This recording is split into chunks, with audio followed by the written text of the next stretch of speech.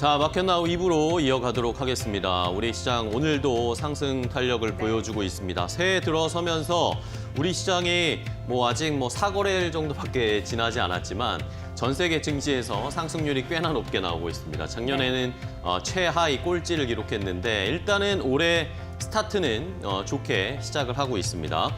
자, 그래도 우리 시장에 힘을 불어넣어주는 게 CES 2025가 그래도 조금의 모멘텀이 되어주는 것 같아요. 이러면서 CES 관련해서 반도체나 AI, 양자 이런 쪽으로 관심이 쏠리고 있고 반도체 쪽으로 외국인의 수급이 들어오면서 오늘도 지금 코스피에서 외국인이 순매수를 하고 있는데 이러니까 지수도 올라가고 있고 전반적으로 눌려있던 시장, 반도체가 좀 끌어올려주면서 분위기를 개선시켜주고 있습니다.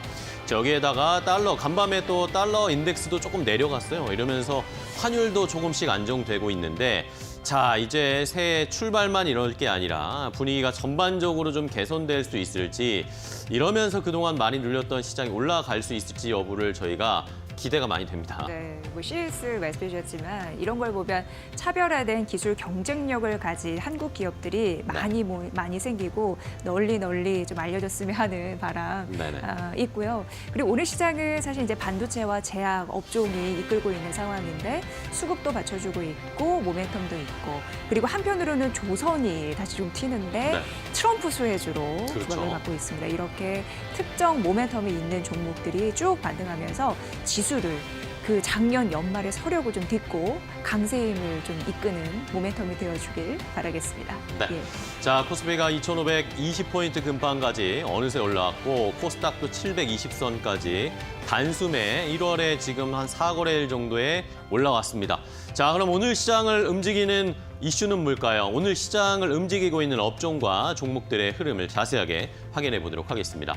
자, 이슈 브리핑 오늘도 싱크풀을 통해서 분위기를 판단할 수가 있습니다.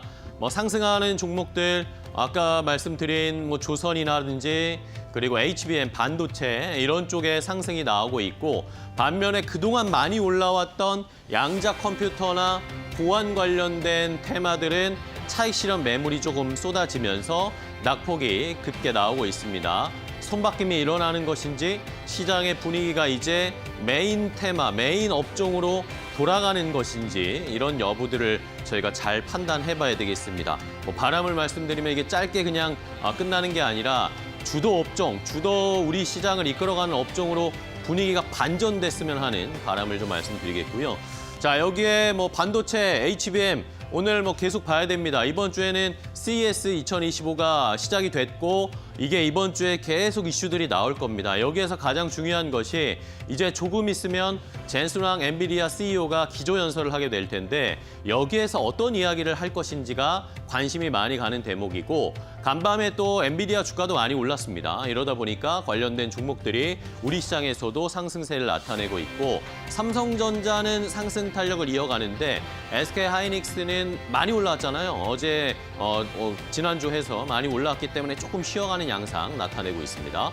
자, 이외에도 유리기판 관련된 테마가 오늘 강한데요. 유리기판 계속 이야기 나왔습니다. 어쨌든 이 엔비디아에서 만드는 블랙웰 발열 이야기가 나오고 있는데 이것을 잡기 위해서는 결국에는 유리기판으로 갈 수밖에 없다. 이런 이야기들 나오고 있습니다. 오늘 시장에서도 유리기판 관련된 종목이 함께 상승세를 많이 나타내고 있고 자, 이외에 조선은 또 트럼프의 수혜를 받고 있고 우크라이나 재건주도 역시나 트럼프의 수혜를 받고 있습니다. 트럼프 당선인이 우크라이나에 비행기를 타고 직접 갈 수도 있다. 이러면서 뭔가 종전 시그널을 보여줄 수 있다. 이런 이야기 다시 나오면서 다시 한번 트럼프의 입에 시장은 관심을 쏟고 있는 양상입니다. 국내 정치 상황이 굉장히 혼란스러운 상황이어서 트럼프의 입에 저희가 잠시 관심이 멀어져 있었는데 역시나 올해 가장 중요한 인물은 아무래도 누가 뭐래도 트럼프겠죠. 트럼프의 입을 저희가 잘 살펴봐야 되겠습니다. 자, 이러면서 원전, 방산, 로봇 이런 관련된 종목들도 함께 동반해서 상승세를 나타내고 있고요. 반면에 자율주행 우주항공 쪽은 오늘 조금 쉬어가는 양상이네요. 진단키트 관련주가 어제 굉장히 많이 올랐었습니다. 중국에서 지금 또 호흡기 질환, 이 바이러스가 퍼지고 있다라는 이야기가 나오고 있고 우리나라에서도 지금 독감 걸리신 분들 굉장히 많으시죠? 이야기가 나오고 있고 미국에서는 뭐 여러 가지 팬데믹이 뭐 3개, 4개가 복합적으로 뭐 조류 독감뿐만 아니라 여러 가지가 복합적으로 퍼지고 있답니다. 이러다 보니까 진단 키트 관련주가 최근에 다시 어제 많이 부각받았는데 오늘은 차익 실현 물량이 좀 나오면서 조정을 받고 있는 상황입니다. 자, 그러면은 이슈를 조금 더 자세하게 첫 번째 거 확인해 보겠습니다. 앞서 살짝 말씀드렸는데 오늘의 가장 중요한 포인트는 이제 엔비디아 젠슨 황 CEO가 어떤 이야기를 할 것인지 여기에 따라서 삼성전자, SK하이닉스가 어떤 반응을 보이고 내일 삼성전자의 실적이 발표가 되면서 반도체 업황, 반도체 시장에 관련된 주가들이 어떻게 움직이느냐 이게 가장 중요한 포인트가 되겠습니다. 자, 이제 조금 있으면 우리 시간으로 1시간 반 정도 됩니다. 미국 라스베이거스에서 CES 2025 기조연설을 젠슨 황 CEO가 합니다. 어떤 이야기 나올지 일단 뭐 저희 방송 중에 나올 테니까 조금씩 체크를 해드리도록 하겠고요. 아무래도 뭐 AI 산업이 어떻게 지금 펼쳐지고 있는지 올해도 여전히 AI를 주목해야 되는지 이런 코멘트들을 할 것으로 보입니다. 여기에다가 블랙웰에 관련된 블랙웰 출시가 본격적으로 어떻게 될 것인지 이것이 그러면 엔비디아의 실적이라든지 앞으로의 전망 또 다른 신제품 개발 어떤 영향을 줄 것인지 이런 코멘트도 나올 것으로 보이고 이 엔비디아 쪽에서 또 로봇 산업과 관련된 칩 관련된 이야기도 나올 것인데 요즘 또 우리 시장에서 로봇이 한참 뜨겁잖아요. 이러다 보니까 함께 엮여있는 테마들이 굉장히 많습니다. 엔비디아 CEO의 이야기를 살펴봐야 되겠고요. 간밤에 여기에다가 또 엔비디아의 주가가 3% 가까이 상승을 했습니다. 협력사라고 할 수 있는 폭스콘의 호실적 때문이었는데 이것을 보니까 올해도 여전히 AI 산업은 뜨거울 것이다. AI 랠리가 계속될 것이다. 라는 그런 기대감이 미국 시장에도 그대로 반영이 됐고요. 이러면서 엔비디아의 주가가 올랐고 필라델피아 반도체 지수도 올랐고 우리 시장의 영향도 긍정적으로 주고 있습니다. 자, SK하이닉스 같은 경우에는 또 이번에 CES 2025에서 새로운 HBM3A를 공개할 것이다. 이런 이야기가 나오고 있고 올해 전반적으로 월 캐파, HBM 캐파를 월에 10만 개 정도를 예상했었는데 이걸 지금 수요가 너무나 많기 때문에 월에 17만 개까지 늘릴 것이다. 이런 이야기까지 나왔습니다. 이러니까 SK하이닉스의 주가 오늘 장중에 20만 원을 넘어섰다가 지금은 약간 쉬어가고 있습니다. 자, 그럼 반도체 HBM 관련된 종목들의 주가 흐름 어떤지 함께 확인을 해볼까요? 네, 개장하고 나서는 빨간불이었는데 지금 이 시각대 희비가 좀 엇갈리는 흐름들은 나타나는데요. 일단 그 SK하이닉스는 차익 실현 매물이 일부 나오면서 약보합으로 지금 선회한 모습 나타나고 있고요. 2달 만에 말씀드렸지만 20만 원 선 장중에 넘어갔다가 현재는 소폭 밑도는 흐름들이 나타나고 있습니다. 삼성전자는 반대로 1% 강세 56,500원 보여주고 있는데 외국인의 순 매수세가 한 54만 주 정도 들어오는 것으로 확인되고 있고 SK하이닉스는 반대로 외국인의 그 매도겠죠. 한 9만 5천 주 정도 나오고 있다, 출회되고 있다라는 점 말씀드리도록 하겠습니다. 어찌됐건 SK하이닉스 HBM의 단독의 주자라고 할 수 있는데 디램, HBM용 디램이겠죠. 증설에 좀 나서고 있는 그런 흐름들은 지속적으로 보시면 도움이 되실 것 같고요. 그리고 한미 반도체가 5.7% 상승 보이면서 10만 5,200원 선 보여주고 있는 상황입니다. 오늘 그 TC 본더 제조사인데 그런 이슈도 지속적으로 언급이 되고 있어요. 어쨌든 장비 이쪽으로 생산 물량을 늘려야 되잖아요. 그래서 인천에 또 7공장 건립에 들어섰다. 뭐 기공식 이슈도 있었는데 참고를 해보시면 될 것 같고요. HBM용 소재, 슬러리 이쪽으로 또 잘 부각되고 있는 솔브레인, SK하이닉스에 먼저 독점 공급한 바 있고 이후 동진 세미캠이 시장에 진입을 했죠. 어쨌든 관련주로 솔브레인은 오늘 강보합 주가 흐름 보여주면서 17만 9,800원 선 보여주고 있고요. HBM용 검사 장비 쪽 넥스틴 같은 경우에도 HBM 반도체 관련주로 그동안 함께 묶여서 관심을 받았던 종목이었습니다. 오늘은 일부 차익 실현 매물 나오면서 0.35% 하락하고 있네요. 5만 7천 원 선까지 좀 유지하고 있다는 점 말씀드리도록 하겠습니다. 자, 두 번째 테마 가보도록 하겠습니다. 자, 두 번째는 유리기판 관련된 이슈를 확인해 봐야겠습니다. 오늘 유리기판 관련 테마가 굉장히 관심도 많고 주가도 뭐 10% 넘게 올라가는 종목들이 꽤나 나오고 있어요. 자, 이 이슈 때문입니다. 역시나 엔비디아 이야기인데 엔비디아 쪽에서 국내 우리나라 한국 메모리 업체들에게 이 HBM3E의 전력 효율을 개선해달라라고 요구를 했답니다. 결국에는 이 블랙웰이 작년에 발열 문제 때문에 출시가 좀 지연됐잖아요. 이런 것들을 해결하는 방법을 아직까지는 명확하게 찾지 못하고 있는 게 엔비디아다. 해외 외신들도 그런 이야기들이 좀 나오고 있고 이러면서 여러 가지 개선점 중에 결국에는 유리기판을 사용한다든지 국내 업체들에게 이 HBM3의 효율, 블랙웰의 효율을 좀 높여달라는 그런 요구들을 직접적으로 작년 말에 했다라고 합니다. 자, 이러다 보니까 앞으로 과연 이 엔비디아의 블랙웰 출시가 어느 정도가 될지 거기에 해법이 우리나라의 업체들이 중요한 키포인트, 게임 체인저가 될지 이런 것들을 저희가 좀 살펴봐야 되겠습니다. 작년부터 해서 유리기판에 관련된 종목들은 변동성은 좀 심하게 나타나기는 했지만 어쨌든 이 블랙웰의 발열 문제 해결하려면 결국에는 유리기판 쪽으로 차츰차츰 패러다임을 변화시켜야 되지 않을까? 그렇게 될 수밖에 없다. 뭐 그런 언급을 하는 전문가들도 있었거든요. 그렇기 때문에 올 한 해 유리기판 관련된 종목들을 잘 살펴봐야 된다라는 코멘트들도 굉장히 많았습니다. 자, 엔비디아가 그러면 이제 결국에는 해법을 내놔야 되는데 이번 CES 2025에서 아마 그런 질문들도 굉장히 많이 나올 겁니다. 여러 전문가라든지 언론에서 자, 그렇다면 이 발열, 엔비디아의 블랙웰 발열은 어떻게 잡을 것인가요? 라는 질문에 대한 구체적인 답변을 내놓을 수밖에 없을 텐데 여기에 따라서 우리 시장에 또 유리기판 관련된 종목들도 조금 더 수혜를 받을 수 있지 않을까라는 그런 기대감 때문에 오늘 관련된 종목들의 주가가 강하게 올라가고 있습니다. 오랜만에 유리기판 관련된 종목들의 주가 흐름도 체크해 보겠습니다.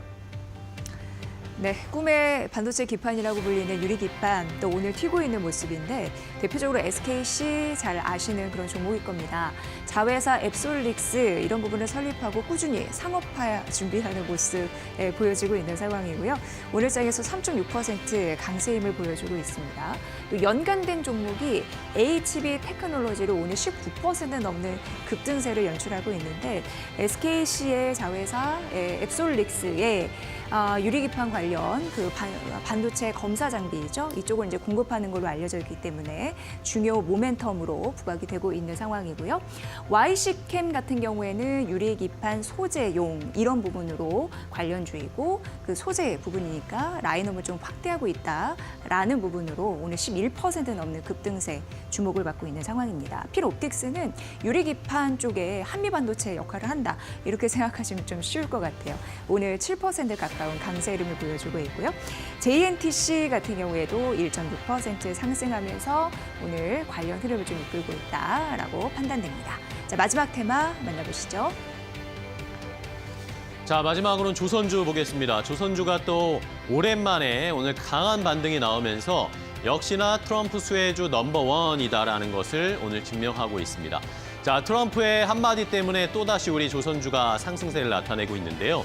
트럼프 당선인이 간밤에 미국의 휴이 쇼라는 라디오 쇼에 전화 연결을 해서 인터뷰를 했답니다. 여기에서 뭐 여러 가지 이야기가 나왔는데 여기에서 진행자가 트럼프 당선인에게 물어봤답니다.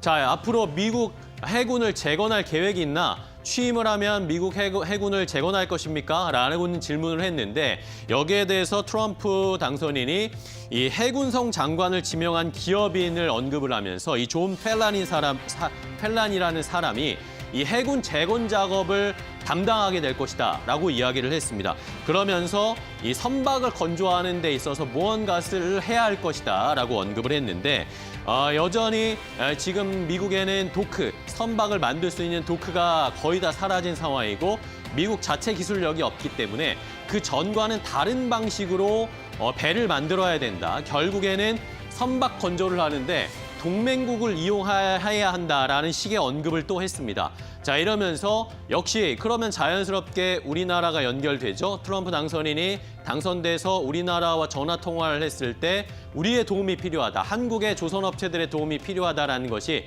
자연스럽게 연결될 수밖에 없겠고요. 이러면서 그동안 조금은 소강 상태, 쉬어가고 있던 조선주들이 오늘 급등세를 나타내고 있습니다. 한화오션이 장중에 10% 넘게 상승세를 보이기도 했고요. HD, 현대중공업, 삼성중공업 이 밖에 조선 기자재 업체들도 함께 상승세를 나타내고 있는데요. 뜨거운 조선주 순항하고 있습니다. 주가의 흐름도 함께 체크를 해보도록 하겠습니다.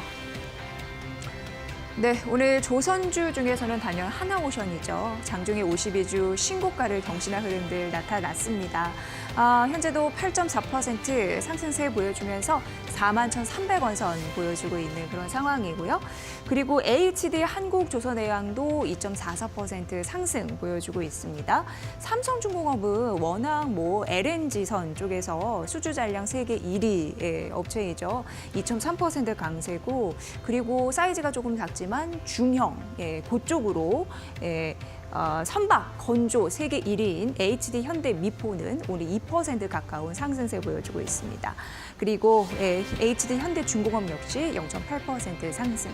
오늘 대부분의 조선 관련주는 시가 대비 상승을 높이는 양봉의 흐름을 하고 있다는 점 특징이니까 참고해 보시면 될 것 같습니다. 자, 시장의 분위기 새해 들어서 나쁘지 않습니다. 오늘도 계속해서 그런 탄력을 이어갈 수 있을지, 반도체의 힘이 계속 이어질 수 있을지 좀 살펴보도록 하겠고요. 조금 더 자세한 한 걸음 더 깊이 들어가서 시장 이해할 수 있는 이야기, 이데일리 TV 인사이트로 이어가도록 하겠습니다.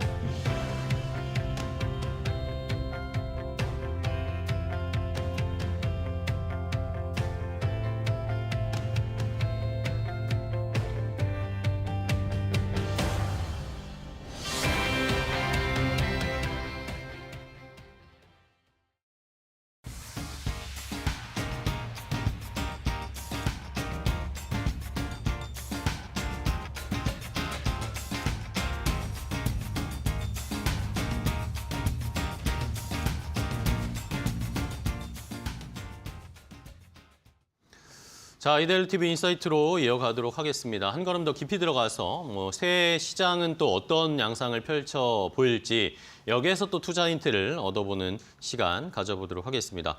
우리 시장 일단은 외국인 수급이 계속 코스피에 들어오면서 오늘도 코스피가 1% 가까이 상승하고 있고, 코스닥보다 오히려 코스피에 외국인 수급이 좀 들어오면서 시장을 이끌어가고 있는 상황입니다. 자, 그럼 한 걸음 더 깊이 들어가 볼까요? 오늘은 이데일리 마케팅 센터 권소영 센터장과 함께 이야기를 나눠보도록 하겠습니다. 안녕하세요, 센터장님. 네, 안녕하세요. 네, 새해 복 많이 받으십시오. 네, 새해 복 많이 받으십시오. 네. 자, 새해 첫 이 마케팅 센터의 시각도 궁금합니다. 오늘은 또 어떤 이야기를 나눠볼지, M&A 한번 저희가 앞에서 살짝 보여드렸는데, 작년에 이제 시장이 워낙 경기 상황도 안 좋고 정치적인 이슈도 많았고 이런 상황이어서 M&A 시장은 어땠는지 이런 것들 또 자금 흐름을 저희가 파악해 볼 수가 있잖아요. 네. 작년 M&A 시장 한번 정리를 해보고 올해 전망도 한번 나눠보도록 하겠습니다. 자, 일단은 작년에 어땠는지 한번 정리해 볼까요? 일단 작년에 사실 기대감이 좀 있었던 게 네. 금리가 사실 계속 이제 인상 기조였다가 한국만 놓고 보면 미국은 조금 더 빨리 움직였지만 한국만 놓고 보면 2021년부터 계속 금리를 올리다가 2023년 1월부터 이제 동결을 시작했어요. 그렇죠. 그리고 나서 작년 10월에 이제 인하를 시작했거든요. 그래서 작년 초부터 이제는 금리 인하 기조로 접어들겠지 이런 기대감이 그쵸. 좀 있었고 맞아요. 이렇게 금리를 낮추게 되면 시중 유동성이 풍부해지니까 M&A 시장 입장에서 보면 거래도 늘어날 수 있고 아무래도 이제 자금 조달이 쉬워지니까 그러면 빅딜 성사도 많이 이루어지지 않을까라는 고 기대를 맞아요. 했었는데 네. 이제 한 해 끝나고 집계를 해보니까 전년 대비로 조금 늘어난 정도에 그쳤더라고요.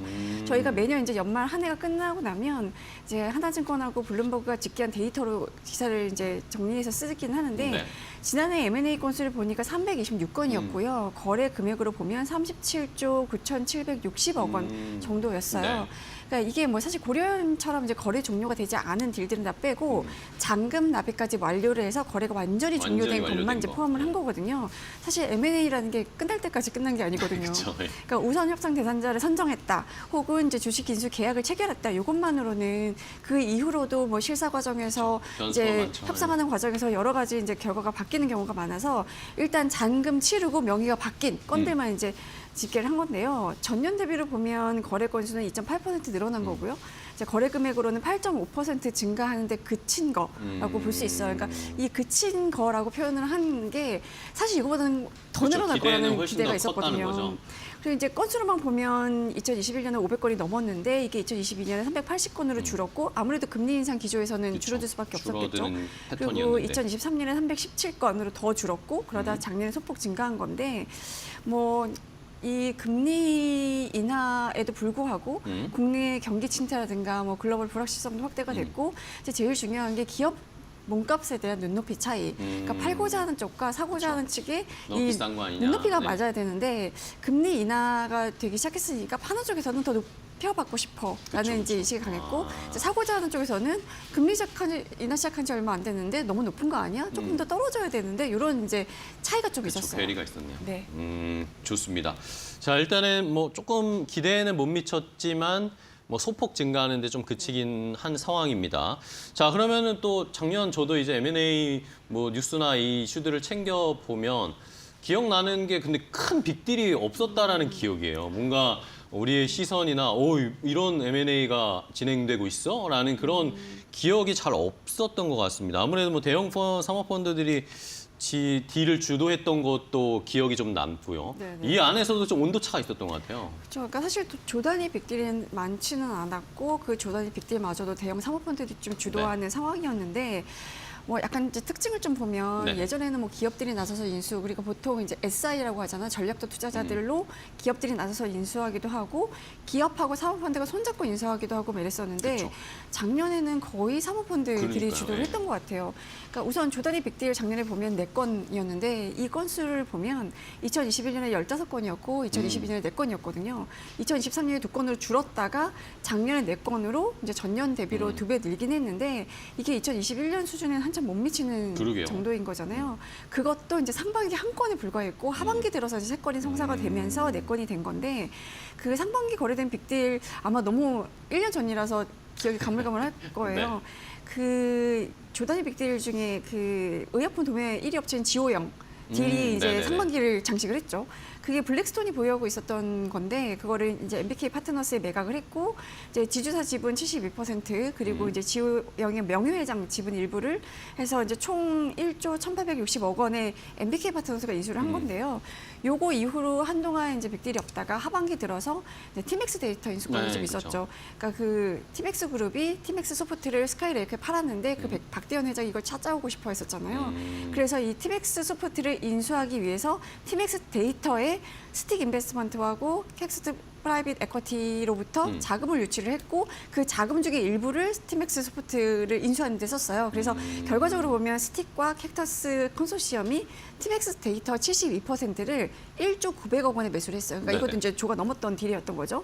그 이후에 이제 박대원 회장 그리고 특수관계인이 보유하고 있던 지분 나머지 지분을 증여를 받아서 지금 티맥스 데이터에 대한 지분 한 94% 네네. 확보를 했고 이제 단독 경영을 이제 전환을 했고요. 그 이후 그 두 가지 딜이 이제 약간 이제 눈에 띄는 딜이었죠. 큰 거였죠. 네. 그렇죠.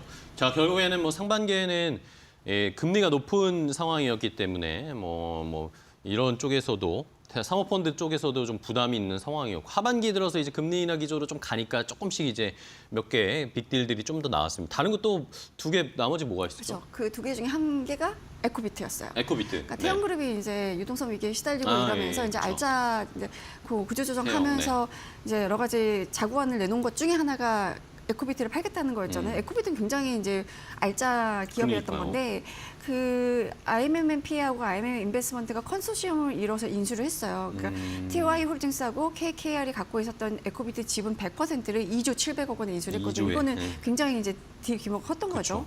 근데 사실 IMMP하고 IMM 인베스트먼트가 IMM 그룹 안에 같이 있긴 하지만 요 두 곳은 같이 딜을 하는 경우가 거의 없어요. 그러니까 그래요? 차이니즈 월이 확실하게 쳐져 있고 이 두 곳이 어떤 딜을 하는지 서로 잘 모르기도 하고 이러더라고요. 그러니까 이제 얘기를 나눠보면 거기 요새 뭐 무슨 행사했대요? 약간 이렇게 물어볼 정도로 차이니즈 월이 그래요? 확실하게 쳐져 있는데 어. 워낙에 이제 에코비트 몸값이 좀 컸었고 이 에코비트 매물을 가져오고 싶으니까 인베하고 피하고 손을 잡아서 인수한 건이에요.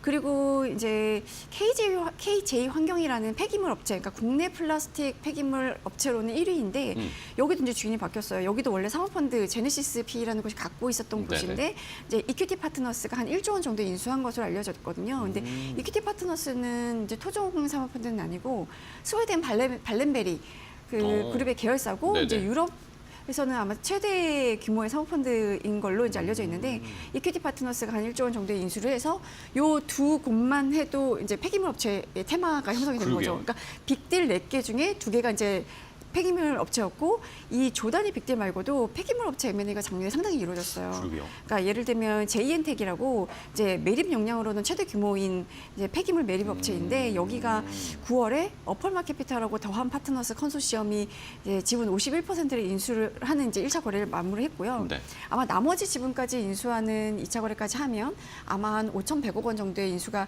마무리될 것 같고 글렌우드 PE가 부방그룹의 수처리 자회사 3곳 이제 네. 2,600억 원에 인수를 했는데 이제 수처리 자회사니까 여기도 약간 어찌 보면 이제 폐기물 업체라고 볼 수 있는 거죠. 그래서 작년 M&A의 테마라고 하면 단연 폐기물 폐기물이었죠. 업체의 M&A 이렇게 주인의 손바뀜이 있었다라고 할 수 있는 겁니다. 네.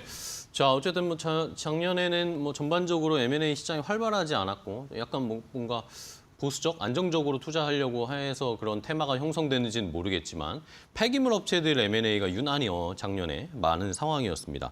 자, 그러면은 어쨌든 저희가 정리를 해보니까 결국에는 대형 사모펀드 위주로 M&A 시장이 거의 작년에는 건수도 많지 않았지만 그 비중도 좀 몰려있는 상황이었는데 자, 이런 대형 사모펀드 위주로 딜이 이루어진 이유는 뭘까요? 지금 돈 있는 곳이 대형 사모펀드밖에 그런가요, 없어요. 결국에? 그러니까 네. 사실 시장 불확실성이 굉장히 큰 상황에서 뭐 이제 그 연기금 공제 이런 데들은 네. 계속 돈이 들어오잖아요. 그러니까 국민연금만 해도 매달 이제 국민연금을 내는 돈들이 들어오고 있으니까 이걸 네. 어딘가에 투자를 해야 되는 건데, 그러니까 운용을 해야 되는 거죠. 그러니까 연기금 공제 이런 것들 돈이 계속 들어오니까 이제 굴려야 되고 그 굴릴 때 이제 직접 투자도 하지만 뭐 우리가 보통 이제 주식 채권 이런 데도 투자를 하고 이러지만 이제 대체 투자도 많이 하잖아요. 근데 이 사모펀드 부문에서 위탁 운용사도 뽑아요. 네. 그래서 이제 출자를 하는데 대형 사모펀드들이 아무래도 이제 업력도 길고 이제 인지도도 있고 트랙 레코드, 그러니까 과거에 투자해서 수익률을 얼마나 올렸는지 이런 트랙 레코드가 좋으니까 네. LP들 자금이 이렇게 쏠리는 거예요. 게다가 이제 새마을금고 사태가 좀 있었잖아요. 네네. 새마을금고에 뭐 특정 이제 신생 사모펀드에 출자를 했는데 약간 유착관계 이런 것들이 좀 알려져서 뭐 구속이 되고 뭐 이런 사태가 이제 터졌었는데 그 이후로는 더 신생 PE라든가 아니면 루키 PE보다는 안정적이고 인지도 있는 대형 사모펀드에 출자하는 기조가 조금 굳어진 경향이 좀 있거든요. 그러니까 돈이 사모펀드, 특히 이제 대형 사모펀드에 몰렸고 몰렸군요. 실탄이 있는 곳이 이제 M&A 시장을 주저할 수밖에 없는데, 그래서 이 자금 조달이 이제 상대적으로 좀 어려운 중소형이라든가 신생 PE들은 공동 펀드를 운용하자. 이래서 이제 대형 사모펀드한테 가서 제안을 하기도 하고, 기업들 같은 경우도 이제 투자 자금이라든가 뭐 이제 유동성 확보가 좀 필요할 때 옛날에 뭐 은행에 가서 대출을 받거나 대출 이랬잖아요. 받는 아니면 회사채를 발행하거나 이런 경우들이 많았는데 요새는 일단 대형 사모펀드한테 이제 투자 제안서를 보내는 거예요. 그래서 이제 고려원 돈이 같은 있으니까, 경우도 그쪽이. 예. 지금 분쟁이 일어나기 전에 MBK 파트너스에 투자를 위한 제안서를 보냈었다고 하잖아요. 이런 식으로 대형 사모펀드들이 돈이 있으니까 돈이 있는 곳에 이제 찾아가서 여러 가지 제안도 해보고 매물 나왔는데 팔려고 하는데 어떻게 생각하시냐 뭐 이렇게 이제 티저리터들이 이제 사모펀드를 많이 가는 거죠.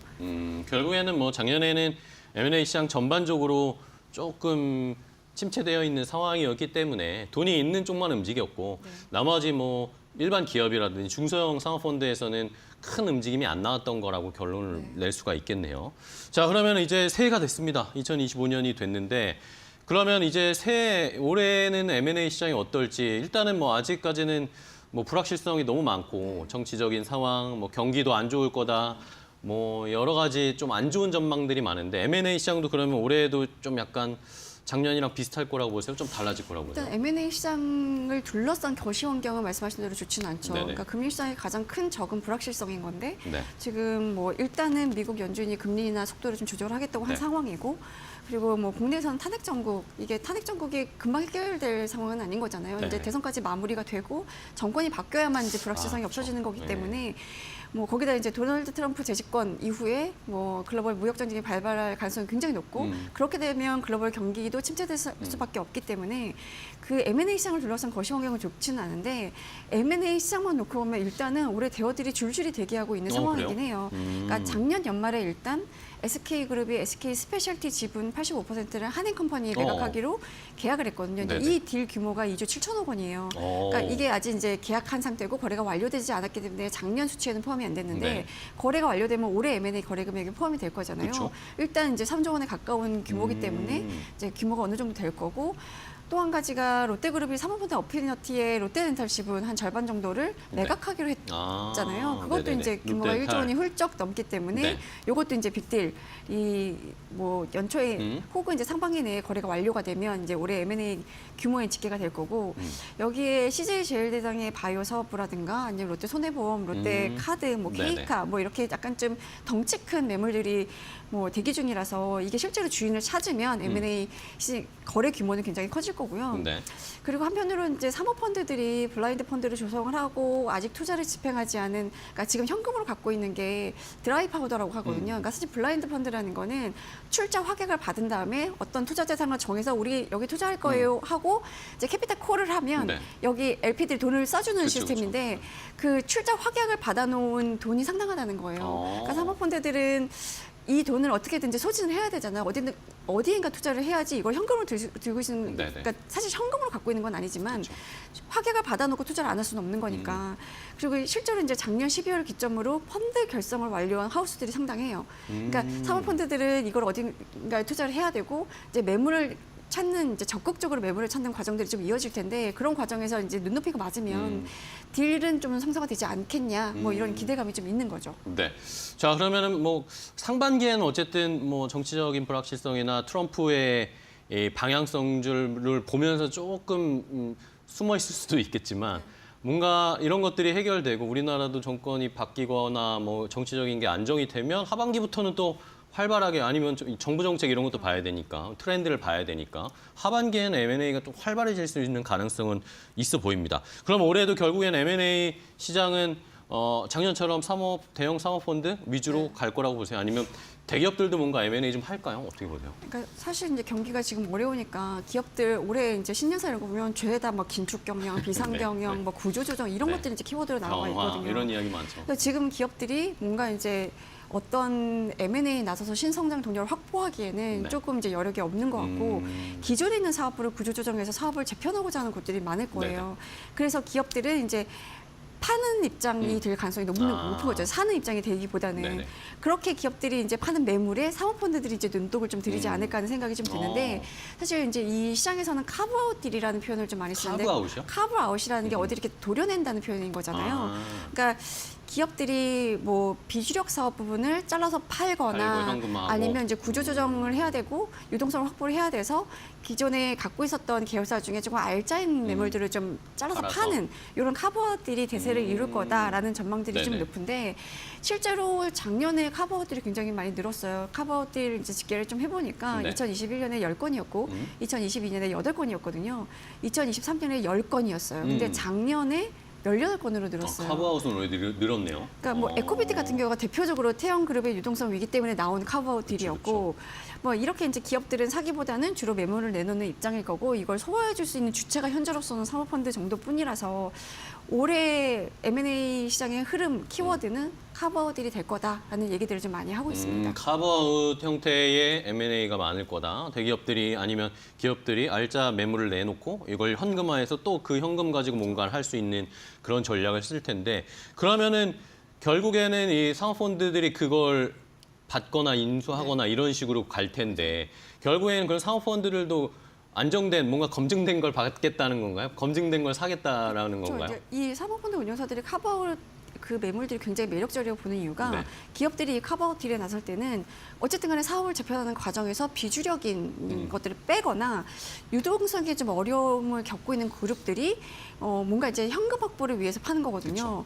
그러려면 상태가 좋지 않거나 뭐 위기에 몰린 매물을 내놓는 게 아니라 굉장히 알짜, 그쵸. 굉장히 네. 괜찮은 기업들을 그래야 잘 팔리잖아요. 그렇지 않은 거는 안 팔리겠죠. 그렇죠. 네. 그래서 그런 약간 알짜 매물들이 지금 많이 나오는데 사모펀드 어. 입장에서는 딱 이런 느낌인 거예요. 어느 정도 검증이 됐고 매력적이고 안정적인 매물일 수밖에 없는 거예요. 그러니까 기본적으로 대기업 이 그룹 내에서 검증된 관리 시스템 시스템 하에서 안에 있었고. 이제 관리가 됐고 적절한 고객을 확보하고 있고 현금 창출 능력이라든가 아니면 뭐 설비, 인력 이런 것도 조금 우수한 그렇죠. 이제 이런 알짜 매물일 가능성이 높다라는 거죠. 그래서 실제로 현금 창출력을 갖춘 대기업 계열사를 인수하면 수익률이 보장된다라는 그 데이터들이 많이 축적이 되어 있어요.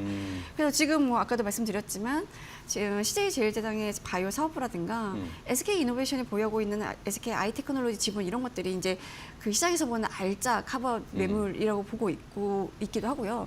지금 롯데그룹이 이제 유동성 상황이 안 좋으니까 계속 알짜 매물들을 내놓고 있잖아요. 네네. 롯데레탄도 마찬가지고 뭐 지금 롯데칠성음료의 주류 사업이라든가 롯데케미칼의 해외 사업부, 뭐 롯데 호텔 브랜드 중에 이제 L7이라든가 시티 그쵸. 호텔, 뭐 롯데 홈쇼핑, 롯데 알미늄 뭐 여러 가지 이제 계열사들이 거론되고 있는데 이게 사모펀드 입장에서는 정매물 괜찮을 것 같은데라고 그러게요. 느낌이 오는 이런 매물들이 상당히 있다는 거죠. 그렇습니다. 뭐 롯데 호텔 롯데 쪽 이야기도 해주셨지만 저도 뭐 뉴스 보니까 요즘에 뭐 KT나 GS 쪽에서도 호텔 내놓는다 뭐 이런 뭐 고급 호텔 내놓는다 이런 이야기들이 많이 나오면서 뭐 관심 있는 데들이 생기더라고요.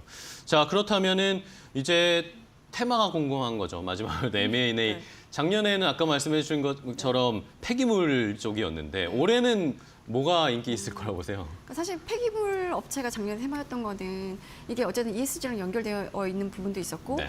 폐기물 업체의 이제 몸값에 대한 좀 약간 어느 정도 정점을 찍었다 이런 이제 인식들도 좀 있어서 약간 이제 손바뀜이 좀 이루어졌던 건데 뭐 기본적으로 이제 올해 M&A 시장에서 주목하고 있는 매물들은 뷰티 업종들이 좀 많아요. 화장품. 그렇죠. 그러니까 이 사실 지난해도 인기가 좀 많았긴 한데 워낙에 지금 해외에서 K 뷰티에 네, 대한 그쵸. 열풍이 이제 상당하잖아요. 그래서 올해 첫 M&A 소식 이제 네, 나왔죠. 마녀공장이었는데 나왔죠. 네. 뭐 여기 사실 이제 코스 상장사고 원래 국내 사모펀드인 KLN 파트너스가 이제 마녀공장의 경영권 인수를 하기로 이렇게 계약을 했다라는 소식 때문에 이제 최근 며칠간 주가도 많이 그쵸. 올랐잖아요. 오늘은 좀 하락하고 있던데 인수 규모 한 1,900억 원 정도. 그래서 이 지분 인수 가격을 기준으로 이제 산정한 기업 가치가 3,700억 원인데 네네. 이게 지금 현재 코스닥 시장에서 거래되고 있는 시가총액 대비로는 꽤 이제 높은 그러니까 경영권 프리미엄은 한 1,000억 이상 쳐준 그러니까요. 가격인 거예요. 근데 마녀공장이라는 데를 아마 여성분들은 많이 아실 텐데 인디 브랜드로 굉장히 유명하거든요. 여기 클렌징 오일도 되게 유명하고 세럼 에센스 이런 것들이 네. 굉장히 유명한데 기본적으로 전체 매출의 절반이 해외에서 나오는 그러니까 그쵸. 해외 시장에서 좀 주목받는 곳이기도 해요. 그리고 뭐 미국의 코스코라든가 뭐 월타 이런 데도 입점을 해 있기도 하고 이제 마녀공장이라는 브랜드 말고도 서브 브랜드로 뭐 아워비건이라든가 뭐 바닐라 부티크 뭐 노머시 이런 것들을 보유하고 있어서 이런 거에 대한 이제 가능성을 좀 높게 본 것 같아요 사모펀드가. 그래서 이런 이제 마녀공장을 시작으로 이제 이런 K뷰티의 열풍을 이어서 이런 매물들이 나오면 이제 사모펀드들은 뭐 이제 마녀공장처럼 그렇죠. 경영 프리미엄을 1,000억 이상을 주고라도 사겠다. 뭐 이런 분위기가 해외에서 이어지지 잘 않을까 팔리니까 돈이 싶은데 될 거라고 생각하는 거죠. 실제로 작년 화장품 수출액 보니까 102억 달러. 100억 달러 넘었습니다. 네, 예. 100억 달러 처음으로 넘었잖아요. 전년 대비로도 한 20% 넘게 늘어난 수준이라서 이런 이제 K뷰티 매물들 좀 주목해 볼 만하고요. 그리고 반대로 이제 한쪽에서 보면 이제 유통, 이커머스 이런 데들은 여기는 좀 힘들겠다. 올해도 사실 그러니까요. 예. 지금도 뭐 홈플러스 익스프레스라든가 뭐 11번가 이런 데들이 매물로 많이 나와 있긴 한데 이제 원매자를 그쵸. 찾기 힘든, 사겠다는 것을 찾기 힘든 상황이라서 관심이 좀 떨어져요. 비싼데 그만큼 효율이 날까 이런 그쵸. 이야기 많이 나오죠. 네. 뭐 쿠팡 국내에서는 쿠팡 네이버가 거의 다 그렇죠. 이제 휩쓸고 있는 양강구도가 상황이고. 이제 더 공고해진 그러니까요. 상황이라서 그 이외의 이런 플랫폼들은 그러니까 이커머스 플랫폼들은 좀 쉽지 않겠다라는 그러니까 생각이 좀 손이 듭니다. 잘 안 갑니다. 자 그럼 마지막으로 반도체 쪽도 하나 좀 봐야 될 것 같아요. 반도체 소부장 오늘 요즘 뭐 반도체 새해 들어서 잘 가고 있잖아요. 네. 주가가. 이러다 보니까 반도체 안에서도 이제 뭔가 변화가 나타나야 되는 상황이어서 M&A 이야기가 나올 거다 이런 이야기들이 많아요. 매물 나온 게 있나요? 그러니까 반도체 소부장 쪽에서도 이제 주 단위 매물들이 좀 있죠. SK 네. 실트론이 이제 4조 정도 거론되고 있고 HPSP 이런 아, 데가 예. 이제 2조 정도로 거론되고 있긴 한데 지금 반도체 M&A에 있어서 핵심은 이 반도체 소부장 업체의 주요 고객이 삼성전자냐, 네, SK 그쵸. 하이닉스냐에 따라 좀 갈리긴 한데요. M&A 시장도 똑같군요. 그렇죠. 삼성전자를 주요 고객사로 두고 있을 경우에는 좀 불안한데 뭐 네. 이런 분위기고요. SK 하이닉스를 고객사로 두고 있는 데는 뭐 워낙 이제 AI 반도체 생태계에서 SK 하이닉스가 좀 이제 휘어잡고 있는 네. 상황이니까 여기에 공급하는 곳이라면 이제 성장할 가능성이 좀 있네라고 보는 상황이라서 실제로 이제 삼성전자의 반도체 파트너로 꼽히는 뭐 세미파이브라든가 뭐 SFA 반도체라든가 아이텍 이런 데들은 대기업들이 이제 인수 검토를 했다가 이제 결국은 드랍한 상황이기도 하거든요. 그러니까 이런 이제 반도체 소부장 업체들도 좀 주목받고 있긴 하지만 고객사가 누구냐에 따라서 그러네요. 좀 갈릴 것이다라는 전망들이 좀 나오고 있습니다. 그렇습니다. 결국에는 뭐 반도체 M&A 시장도 똑같네요. 팀 엔비디아, 그렇죠. 팀 엔비디아의 하단에 있는 회사인가 아닌가를 네. 잘 가늠을 해야 되는 상황입니다. 자, 일단은 뭐 전반적으로 M&A 시장 뭐 좀 개선이 되려면 경기도 좀 좋아져야 되겠고 우리나라 정치 상황도 조금 안정이 돼야 되겠죠. 그래야 이제 기업들도 투자를 하고 또 새로운 M&A를 통해 또 새로운 시너지를 낼 수 있는 또 도화선이 될 수 있는 그런 대기업들의 움직임도 좀 나타나야 주식시장에도 좀 영향이 많이 있을 텐데 올해 한번 좀 기대를 해보겠습니다. 하반기에는 그래도 좀 한 곱이 넘기고 좀 기대를 해봐야 되겠습니다. 자, 오늘 권소연 센터장과 함께 M&A 시장 전반적으로 정리해봤습니다. 오늘도 좋은 인사이트 주셔서 감사하고요. 다음 시간에 또 뵙도록 하겠습니다. 고생 많으셨습니다. 네, 감사합니다. 고맙습니다.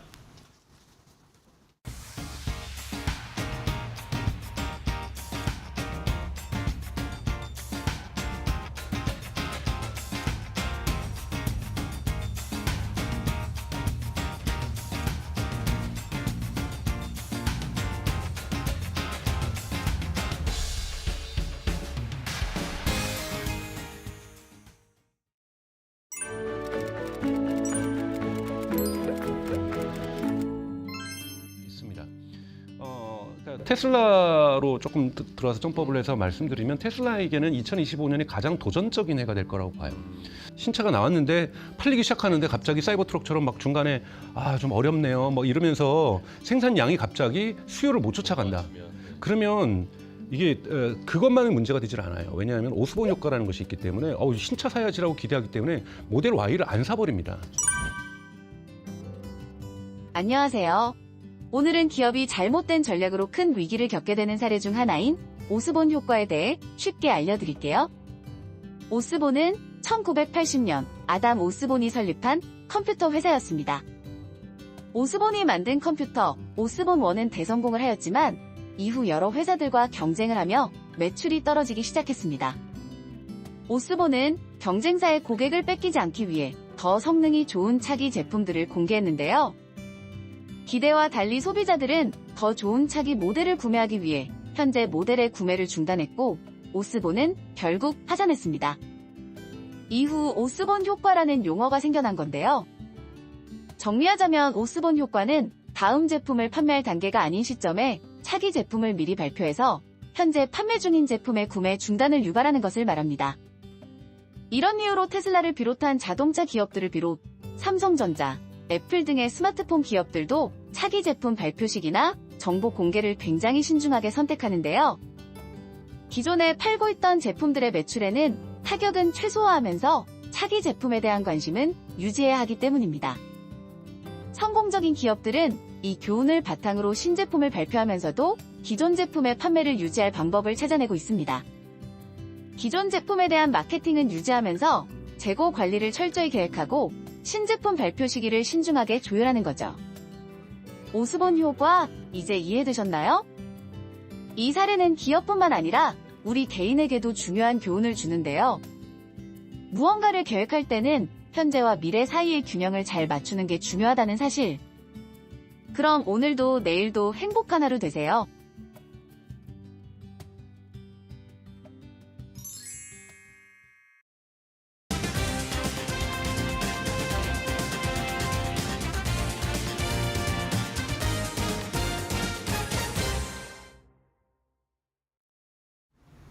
네, 이데일리온 라이브로 이어가 보도록 하겠습니다. 현재 10시 44분 지나가고 있는데요. 한국 증시는 양 시장이 모두 다 순항 중입니다. 어제 급반등 이후에 오늘 시장 계속해서 갈 수 있을까 하는 걱정이 있었지만요. 현재 코스피 1% 가깝게 상승, 2,500선을 완전히 뚫어내면서 거래 출발이 되고 있는 상황이고 코스닥도 720선에서 거래가 되고 있습니다. 중화권 증시의 흐름도 함께 만나보도록 하겠습니다. 특히나 어제 중화권 증시가 3개월 내 최저치를 기록을 했습니다. 아시아 증시에서 중화권과 일본에서 거래대금이 빠져나가면서 그 거래대금이 또 한국 쪽으로 들어오는 흐름을 보여주기도 했는데 오늘은 약보합 수준에서 거래를 출발하고 있습니다. 어제 좀 빠졌음에도 불구하고 오늘 다시 한번 방향은 하락으로 잡고 중국 증시는 거래를 출발하고 있습니다. 그렇다면은 오늘 우리 시장은 또 어떻게 바라보면 좋을지 함께 이야기 나눠보도록 하겠습니다. 이데일리온의 곽유정 파트너 모시고 이야기 나눠보도록 하겠습니다. 안녕하십니까? 네, 안녕하세요. 네, 파트너님 오늘 시장 괜찮습니다. 오늘 시장 어떻게 보고 계신가요? 네, 오늘 지금 3거래일 연속으로 외국인 순매수가 맞아요. 들어와주고 있는데요. 확실히 우리 국내 증시는 연말 랠리, 산타 랠리보다는 1월 효과 적용이 훨씬 더 두드러졌었던 것 같은데 지금 3거래일 연속 이러한 지수 상승과 외국인 순매수세로 봤을 때 지금 이 1월 효과 매우 지금 뚜렷한 상황이다라고 말씀드릴 수 있을 것 같습니다. 그러다 보니까 코스피 시장이 오늘은 특히 코스닥 시장보다 강세 움직임이 장 초반부터 나타나고 있는 분위기인데요. 오늘 이제 삼성전자 같은 경우에도 1%대 상승세가 나와주는 모습이었고 전반적으로 오늘 반도체 소부장 관련 쪽 종목들 분위기가 좋았습니다. 그 중에서도 이제 중소형 반도체 관련주들 중에서 최근에 시장에서 일부 좀 부각이 됐었던 그런 종목들을 뭐 살펴보면요. 디와이어 같은 종목들은 거의 한 6거래일 정도 연속으로 시세를 또 끌어올려주는 그런 종목들도 있었고요. ISC와 같은 종목들도 거의 한 달 내내 지금 계속해서 시세를 끌어올려주고 있는 모습들도 동반해서 관측이 됐었던 것 같습니다. 그러다 보니까 오늘 전반적으로 분위기 지금 너무 좋았고 특히나 오늘 소재 관련주, 반도체 소재 관련주인 램테크놀로지 역시도 오늘 상한가를 기록을 해주면서 계속해서 시장의 반등 시그널을 계속 우호적으로 지금 주고 있는 모습이 전반적으로 좀 분위기가 좋게 흘러가고 있다라고 볼 수 있을 것 같습니다. 다만 이 1월 효과 같은 경우에는요.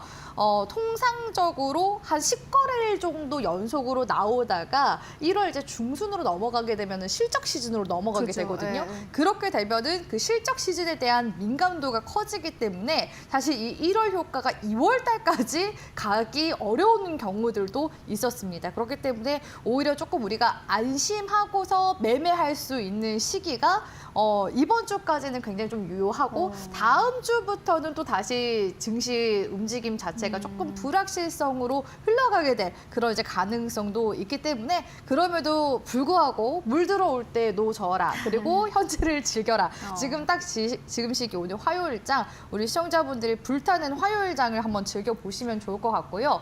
거기에다가 지금 제약바이오 섹터도 오늘 전반적으로 분위기가 좋은 편인데 코스피 시장에서는 삼성바이오로직스가 5%대 정도 강세 움직임 보여주고 있고요. 오늘 CDMO 쪽 보니까 바이넥스도 같이 함께 동반해서 올라와주는 모습이 관측이 되더라고요. 그리고 오늘 코스닥에서도 봤을 때 알테오젠과 그리고 이제 셀트리온까지도 지금 동반해서 흐름이 각각 지금 1, 2%대 움직임 지금 만들어 나가고 있는 중이기 때문에 지금 전반적으로 이러한 움직임이 오후장까지는 좀 유지되지 않을까라고 보고 있습니다. 네, 오늘 1월 시장 잘 가고 있는데 1월 효과를 톡톡히 보고 있고 그런데 안타깝게도 이러한 효과가 2월까지는 가기가 역사적으로 봤을 때 좀 힘들지 않을까. 그러한 측면에서 봤을 때 이번 주까지가 마음을 좀 안심을 하고 매매를 할 수 있는 그러한 기간이다라는 의견으로 정리해 보도록 하겠습니다. 그러면 이번에는 좀 이슈를 살펴볼 텐데요. 오늘 유리기판 쪽에 잘 가고 있는데 보니까는 물론 유리기판 좀 이슈가 있긴 합니다만은 네. CES 안에서 좀 순환매가 돈다라는 느낌도 있거든요. 어떻게 보세요?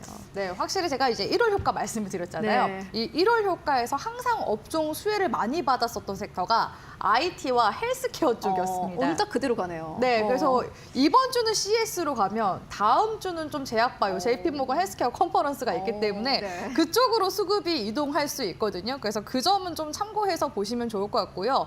드디어 이제 2025 CS가 오늘 이제 개막을 본격적으로 시작하게 됐습니다. 그래서 오늘 전반적으로 반도체 소부장 관련 종목들도 부각이 되는 분위기지만 제가 말씀드렸다시피 앞서서 지금 시장에서 반도체 소부장 관련 종목들이 이미 좀 부각이 됐었던 상황이었고 순환매 관점으로 지금 유리기판 관련 종목들이 이번 또 CES에서도 꿈의 기판이라고 또 부각을 받으면서 역시나 좀 같이 함께 동반해서 시세를 끌어올려주는 그런 모습으로 해석을 해볼 수가 있을 것 같고요. 지금 이제 국내 관련 기업들 중에서는 삼성전기나 뭐 LG 이노텍 그리고 대표적으로 SKC가 이제 유리기판을 지금 본격화해서 만들고 있는 중이라고 볼 수 있을 것 같은데요. 특히 SKC 같은 경우에는 올해 이제 상용화를 앞두고 있기 때문에 가장 큰 수혜가 기대가 되는 그런 기업이라고 볼 수 있을 것 같습니다. 그래서 최근에 이제 올라가고 있는 이런 이제 유리기판 관련 종목들 보면은 대체로 이제 SKC와 거래 관계를 맺고 있는 관련 종목들이 조금 더 강세 움직임이 두드러지게 나타나는 모습들이 관측이 되고 있다라고 이제 볼 수 있을 것 같고요. 오늘 같은 경우에는 이제 급등세가 나왔었던 종목들 보면은 HB 테크놀로지 같은 경우에는 반도체용 유리기판 검사 장비를 공급하는 기업이고 피롭틱스 같은 경우에는 2019년도부터 보유한 OLED 레이저 기술을 토대로 TGV 장비를 개발을 해왔었거든요. 거기에다가 작년에는 국내 최초로 이 TGV 양산에 성공을 함으로써 지금 그 SKC의 미국의 자회사죠. 반도체 기판 자회사인 앱솔릭스 쪽에다가 그 장비를 공급해 나가고 있습니다. 그렇기 때문에 오늘 두 기업이 특히나 강세 움직임이 조금 더 두드러지게 이제 갭상승 종목들 중에서도 그렇게 나온 것으로 보여지고요. 사실 이러한 이제 기조는 글로벌 기업들 사이에서도 두드러지게 나타나고 있습니다. 최근에 제2의 엔비디아로 불리는 브로드컴 역시도요. 자사 반도체 칩에 유리기판을 적용하기 위한 성능 평가를 현재 지금 진행하고 있는 중이라고 하고 아직은 기술 도입 초기 단계이기 때문에 여러 유리기판을 지금 현재 테스트하고 있는 중이라고 합니다. 그리고 이제 AMD도 마찬가지거든요. AMD 같은 경우에도 지금 글로벌 반도체 기판 업체들과 함께 유리기판의 성능 평가를 지금 진행을 하면서 역시나 제조 파트너사를 지금 찾고 있는 것으로 알려져 있고요. 이미 인텔 같은 경우에는 대규모 지금 투자 자금을 도입을 하면서 2030년까지 지금 상용화를 목표로 하고 있는 단계라고 볼 수가 있겠습니다. 그렇기 때문에 지금 이런 유리기판 관련 종목들 여전히 시장에서 부각이 될 수밖에 없는 그런 이제 종목이라고 볼 수 있을 것 같고요. SKC 같은 경우에도 일단은 제가 대표적인 그 대장주라고 말씀을 드렸는데 보니까 SKC가 이미 지금 일찌감치 이제 포트폴리오를 지금 재편을 함으로써 유리기판 쪽에 계속 좀 힘을 주고 있는 그런 이제 상황이라고 볼 수 있을 것 같습니다. 그렇기 때문에 이번에 지금 양산이 지금 이제 빠르게 지금 임박한 만큼 주력 산업 자체도 이제 반도체 좀 소재 쪽으로 옮겨가지 않을까라는 기대감이 여전히 좀 유효한 그런 상황이기 때문에 관련 종목들 보실 때 유리기판 하면 SKC를 가장 좀 최우선적으로 흐름을 우리 시청자분들 같이 살펴보시면 좋겠다라고 조언 드리도록 하겠습니다. 네, SKC. 유리기판 안에서는 실질적으로 연말부터 좀 가시화될 수 있는 성과를 낼 수 있는 기업이기도 합니다. 이어서 오늘 시장에서 또 볼만한 이슈 짚고 가도록 하겠습니다. 조선을 빼놓을 수 없을 것 같은데요. 이제 트럼프 2기 그리고 트럼프 대통령 당선인의 취임식이 얼마 남지 않았습니다. 1월 20일 현지 시간으로 1월 20일인데요. 트럼프 당선인은 직접적으로 조선 쪽에서는 한국과 협력이 필요하다라고 밝힌 바 있는데 조선 쪽 어떻게 보세요? 네, 일단 뭐 트럼프 트레이드 수혜를 받을 수 있는 이제 업종 섹터라고 당연히 이제 보고 있고요. 작년부터 아니 작년도 아니죠. 조선 지금 3사 같은 경우에는 이미 지금 시장에서 계속해서 또 부각을 받아왔었던 그런 섹터고 올해까지도 그 흐름이 유효할 수 있을까? 이 부분이 우리 청자분들 또 투자자분들이 가장 많이 관심 있어 하는 사항이실 것 같습니다. 일단 작년을 좀 돌이켜 생각을 생각을 해보면요.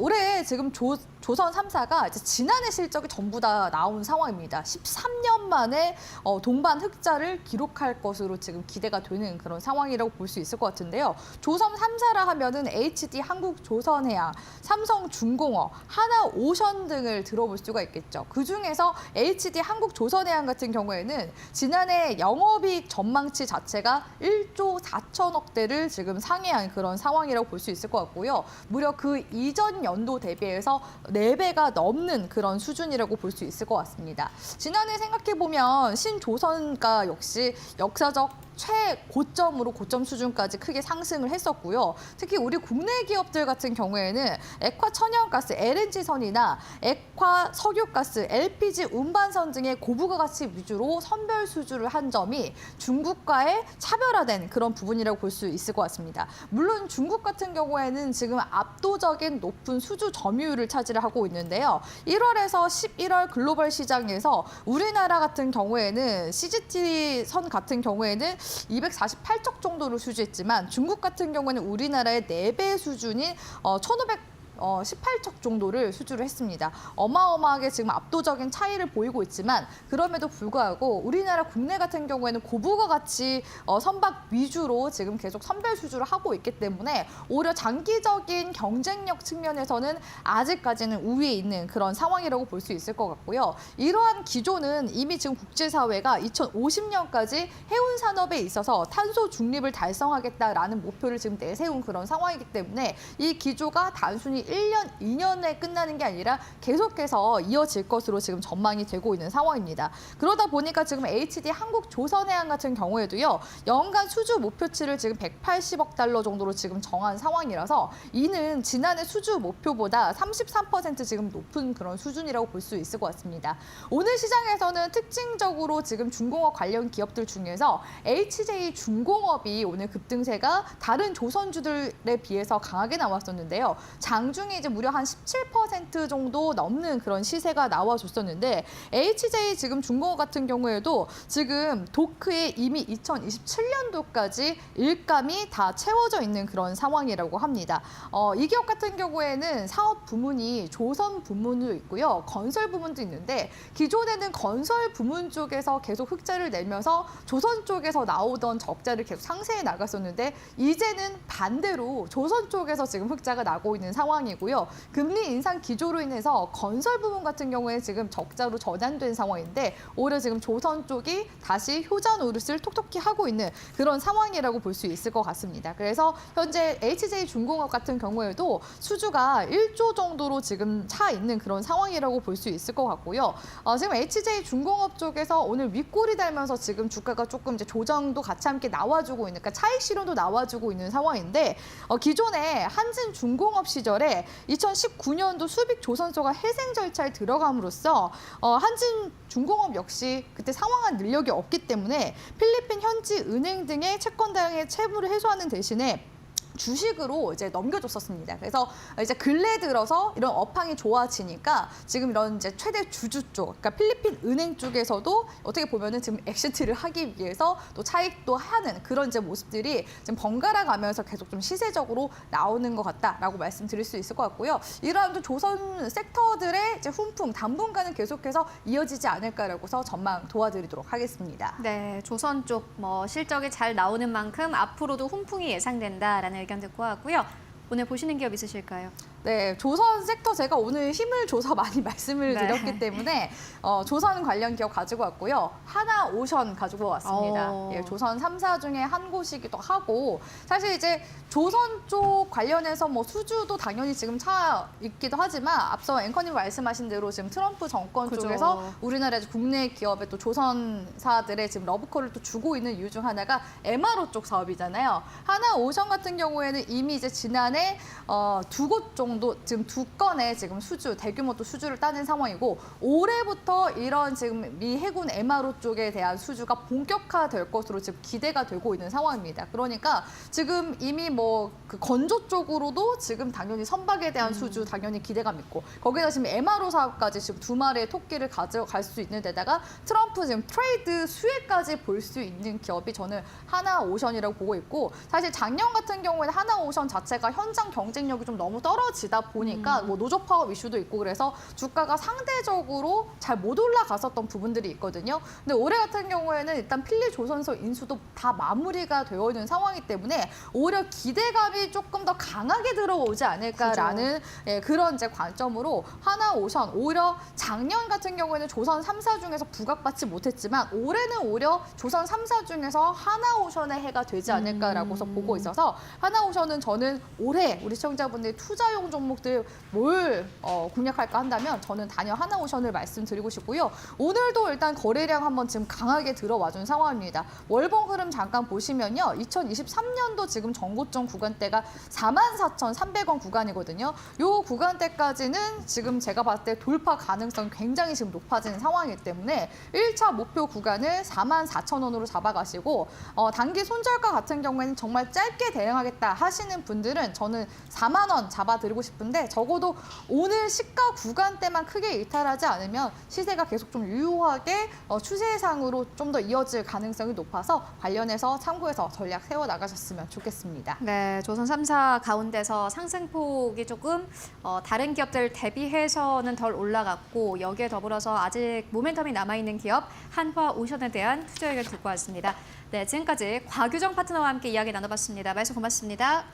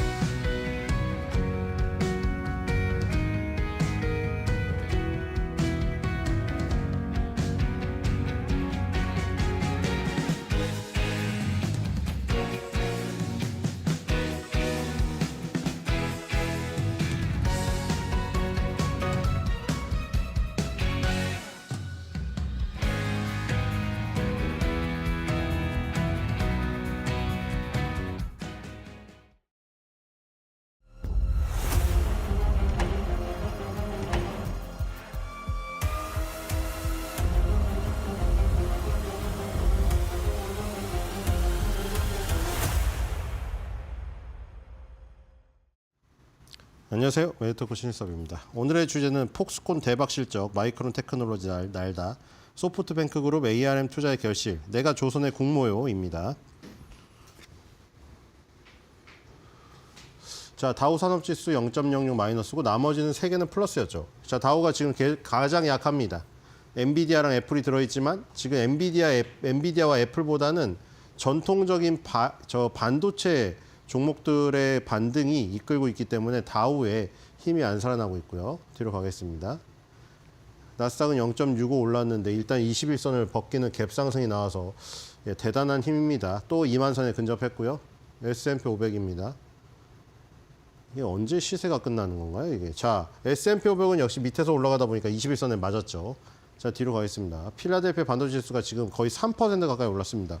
자, 뭔가 지금 저 2024년 10월달 고점을 지금 돌파하려는 시도를 할 것 같죠. 자, 오랜만에 굉장히 급등을 해서 자, 마이크론 테크놀로지가 10.45 올랐고요. ASML이 7.58, 테라다인이 7.20 올랐습니다. 그리고 온토 이노베이션이 6.87 이렇게 4개 5위까지 하면 지금 TSM 지금 그 TSMC죠. 자, 이 지금 4개가 5개죠. 5개까지 지금 5.46까지 올라와 있는데 지금 이 엔비디아도 있습니다. 엔비디아가 여기 있네요. 엔비디아도 3.82 정도 올랐는데 다른 것들이 더 많이 올랐습니다. 그러니까 전통적인 마이크론 테크놀로지 메모리 반도체의 3강, 그다음에 ASML 장비 회사, 테라다인도 장비 회사입니다. 자, 이런 것들이 이끌면서 지금 급등을 했다. 자, 뒤로 가겠습니다. 자, 독일 닥스도 살아났죠. 지금 21선 다시 돌파했습니다. 자, 다시 다 살아나고 있어요. 다행히. 뒤로 가겠습니다. 자, 브라질 증시도 일단 그 장대 음봉에 맞서는 장대 양봉을 세우면서 살아나려고 하고 있고요. 자, 이 우리나라가 미리 이걸 알았을까요? 다 어쨌든 반등을 하기 시작합니다. 자, 반대로 브라질이 살아나니까 또 인도는 지금 밑으로 지금 꺾이는 모습이고요. 뒤로 가겠습니다. 자, 지금 이 상해 종합, 상해랑 심천이 좋지가 않네요. 자, 중국은 혼자 항상 반대로 가는 것 같아요. 왜냐하면 지금 중국만 정책도 사실 반대잖아요. 미국은 이제 금리 인상을 하다가 금리 인하를 하고 있는데 얘는 처음에 바닥에서 금리 인하를 하고 있는 시점이잖아요. 그렇죠? 일본도 금리를 한번 올렸죠. 제로 금리로 가다가.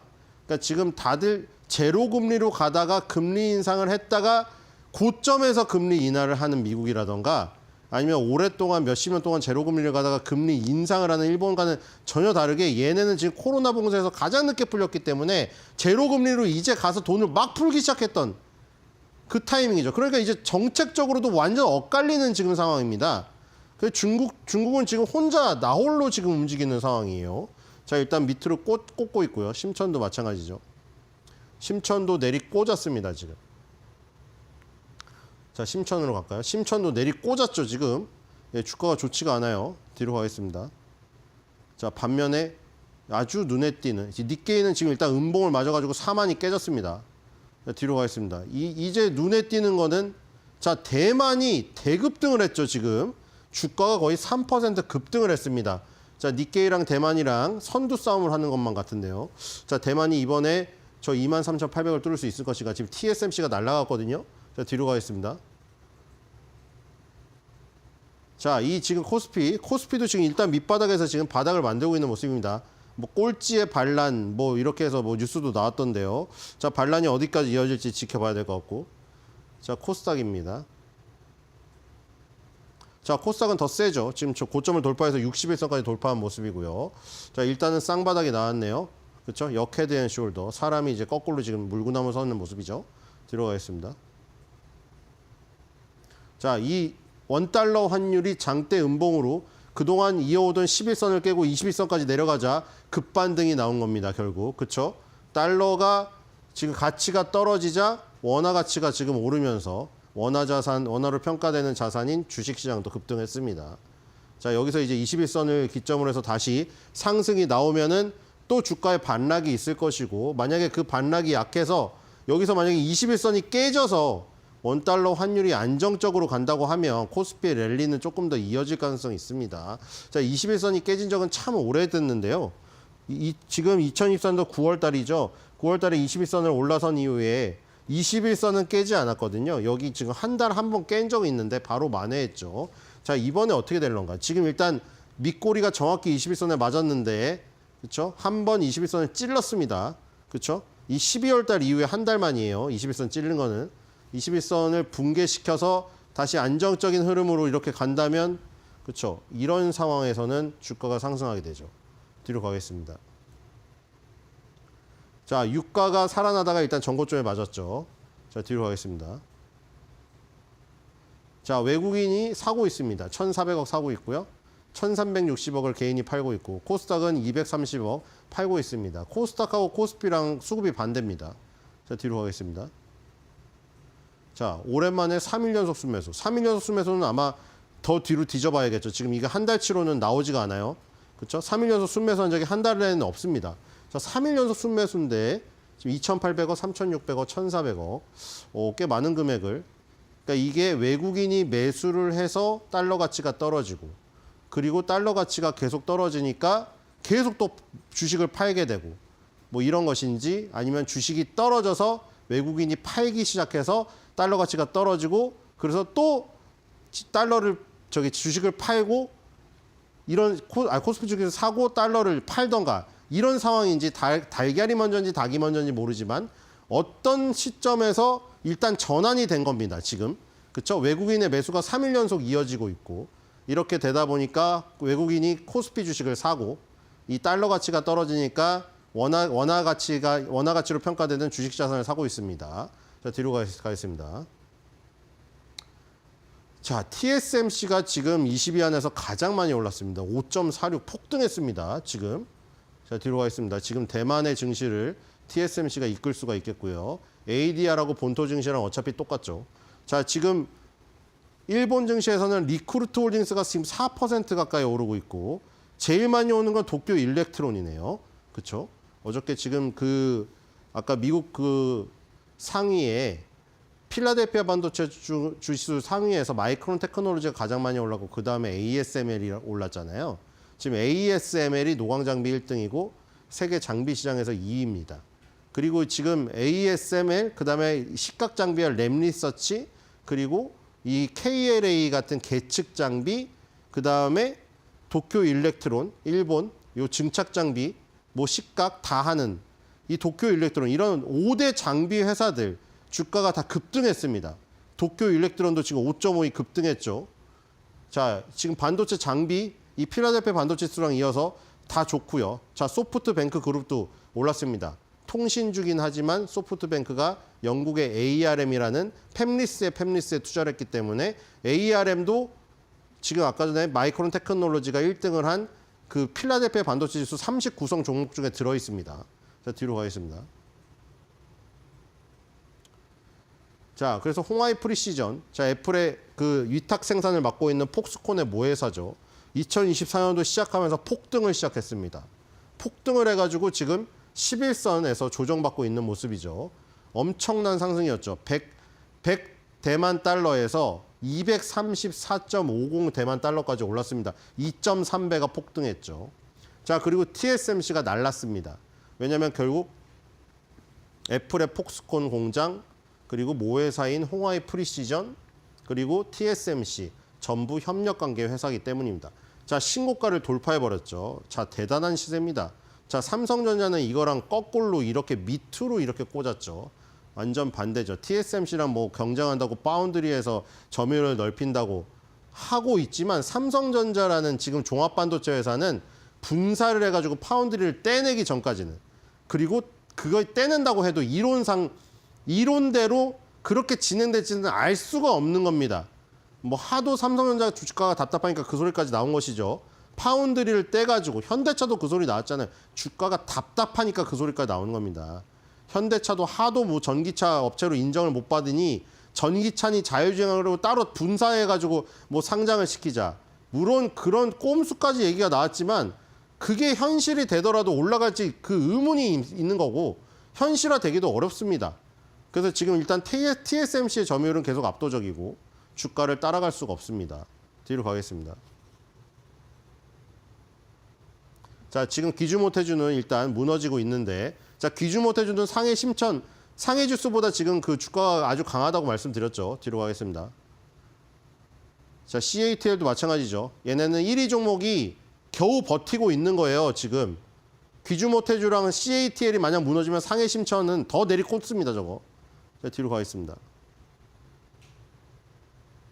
자, 지금 도요타 자동차 일단 11선 위로 올라왔죠. 자, 도요타 자동차도 11선 위로 올라서 복귀를 했는데 지금 소프트뱅크 그룹하고 도쿄 일렉트론 같은 반도체 장비 회사라든가 반도체 장비 회사 아니죠. 팹리스 업체 설계 업체를 갖고 있는 지분을 갖고 있는 이런 회사들이 또 득세를 하고 있습니다. 뒤로 가겠습니다. 자, 대만 본토에 있는 TSMC. 아까 ADR로 미국 시장에 상장되는 TSMC랑 결국 똑같죠? 자, 주가가 한 번 더 치솟았습니다.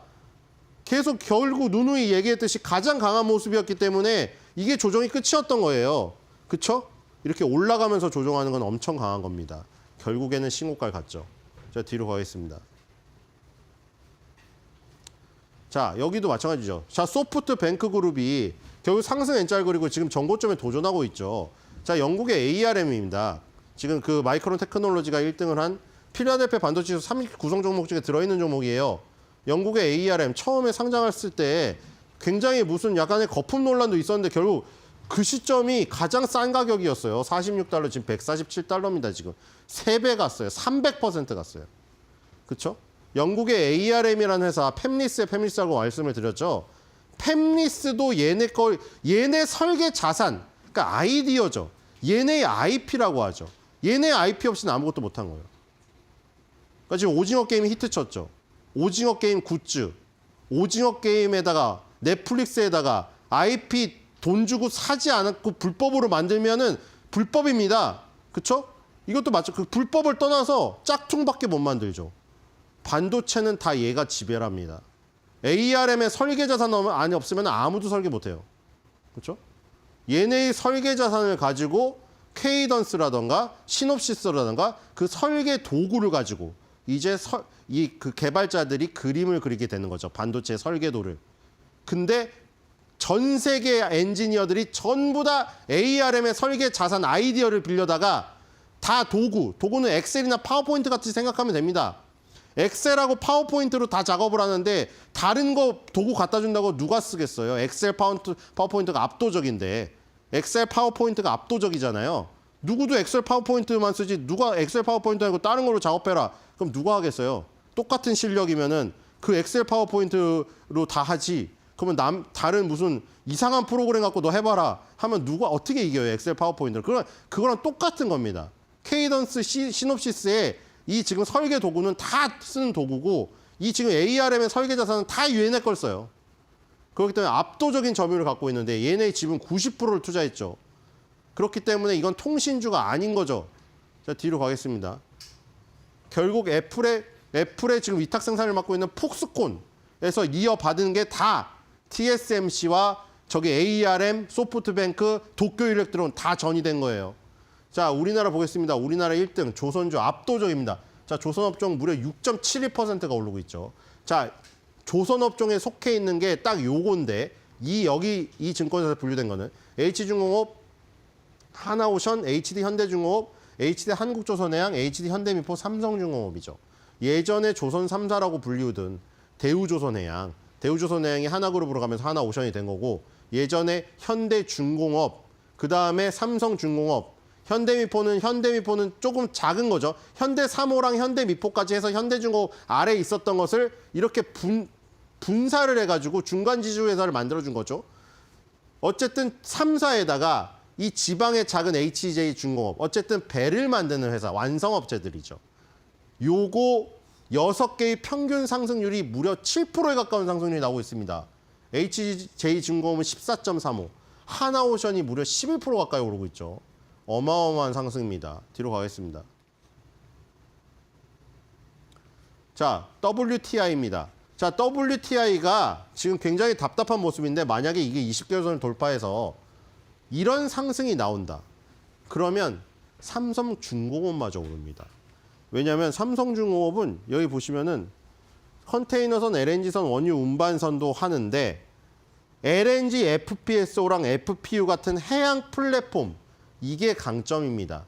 대우조선해양이랑 현대중공업은 상선을 많이 만들고 그거를 방산에 적용시켜서 군함에도 일가견이 있는데 삼성중공업은 쇄빙선이나 아니면 FPSO나 이런 거에 투자를 많이 했어요. 근데 뭐 원유 운반선이나 LNG 선도 유가에 연동이 되지만 LNG, FPS, FPU 같은 해양 플랫폼은 더합니다. 만약에 땅에서 파는 기름 가격이 너무 싸다. 그럼 누가 미쳤다고 바다 가서 기름을 파고 있어요. 땅에서 쉽게 파는데 누가 거기 들어가서 해일도 세고 이런데 거기서 파겠냐고요. 그러니까 땅에서 나오는 유전에서 나오는 유가의 가격이 올라야 해양 플랫폼에 이 개발 효율성이 올라가는 겁니다. 그게 가장 영향이 심한 게 사업 구조가 삼성중공업이고 지금 HD 현대중공업, HD 한국조선해양 그리고 하나오션 이거 위주로 처음에 올랐죠. 왜냐하면 걔네 둘이 군함에서 경쟁하기 때문에 지금 미국의 군함 MRO 시장이 열렸다는 것 때문에 HD 현대마린솔루션이라는 그 MRO 전문 업체와 함께 걔네 둘이 먼저 갔어요. 근데 이제 이 해양 플랫폼 을 주력으로 하는 이 삼성중공업은 유가가 움직이면은 나중에 움직일 가능성이 크다. 후발주로 보시면 될 것 같습니다. 지금 여기서 지금 이 횡보하는 구간에서 돌파를 하려고 하고 있죠. 이미 하나오션하고 HD 현대중공업은 위로 갔어요. 그리고 지금 만약에 WTI가 20개월선을 돌파해서 이 위로 간다 하면 삼성중공업에게도 나중에 볕이 들 수가 있다. 이 부분을 보시면 될 것 같고 지금 실적 턴어라운드 했습니다. 2024년도 9월 3분기가 매출액이 29.2% 증가했고요. 영업이익은 112.8% 증가했고 당기순이익은 113.6% 증가했습니다. 흑자 전환했어요. 그동안 삼성중공업이 이 옛날에 이 FPSO들 떠하는 거, 내기 있었던 거 그거를 다 팔았습니다. 물론 자기네랑 연관 있는 상업펀드를 통해서 뭐 팔아가지고 뭐 자기네가 자기 회사다 팔았다. 물론 얘기가 있지만 고철 덩어리를 안고 있던 거를 다 일단 처분을 했어요. 그렇기 때문에 그걸 다 털고 지금 조선의 대세를 맞이하고 있다. 삼성중공업이 후발주지만 후발도 노려볼 만하다. 이렇게 보시면 될 것 같고요. 지금 조선주가 엄청나게 지금 강한데 지금 그동안 계속 말씀드렸죠. 그래서 오늘 결국 폭발을 했습니다. 오늘 같은 경우는 이제 좀 이런 걸 외쳐도 될 것 같아요. 그동안 밑바닥에서 솔직히 100%가 올랐는데도 확신을 못 가지신 분들 많았잖아요. 이거 같은 경우는 오늘 확인 사살이에요. 그래서 한 줄 매도평입니다. 주모, 여기 조선국밥 한 그릇에 조선 막걸리 한 병 추가요.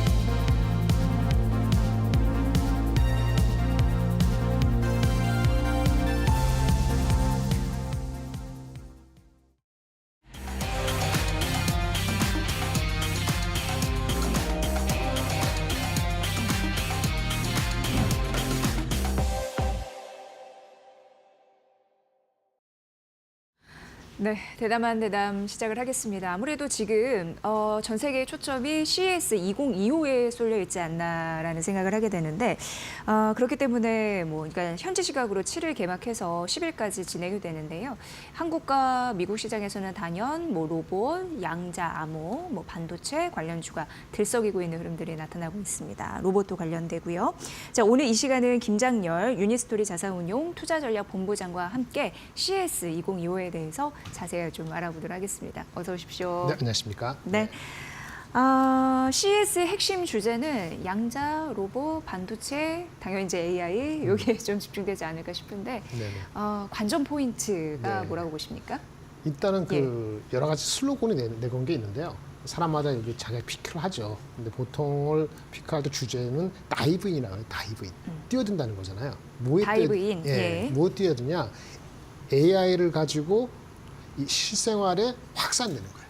AI를 실생활에 확산된다. 그러니까 AI가 기술이 들어와가지고 우리 그 여러 산업의 어떤 혁신을 트랜스포메이션을 시키려고 했던 거는 지난 2년간 우리가 목도를 했고요. 네. 그것이 이제는 우리 실생활로 들어오게끔 AI가 실체를 가지고 사람들한테 다가오니까 우리 한번 AI에 제대로 한번 빠져볼까? 뭐 그런 개념으로서 다이빙을 보시면 되고요. 이제 이번 주 내내 하죠. 이제 일단 뭐 엄청나게 많은 사람들이 오는데 한국 기업도 뭐 3번째로 많습니다. 미국, 중국. 1000개가 넘는다면서요? 네, 1000개. 근데 또 네. 대부분이요. 그 우리 스타트업이야. 스타트업 네. 중소기업이 600개가 훨씬 넘습니다. 스타트업. 그래서, 예. 그 좀 특이한 거는 자동차 업체는 많이 빠졌어요. 자동차는 외국도 빠지고 한국 현대 기아차는 빠지고 그렇다고 자율주행이 안 중요한 건 아니지만은 그렇죠. 조금 초점이 아까 말씀하신 양자라든지 로봇이라든지 좀 이렇게 AI 소프트웨어적으로 하다 보니까 자동차 업체들은 많이 들지 않았고 다시 돌아가서 핵심 주제는 AI입니다. 예. AI가 대중화 단계로 이젠 전환되고 있어요라고 하는데 대중화는 뭐죠?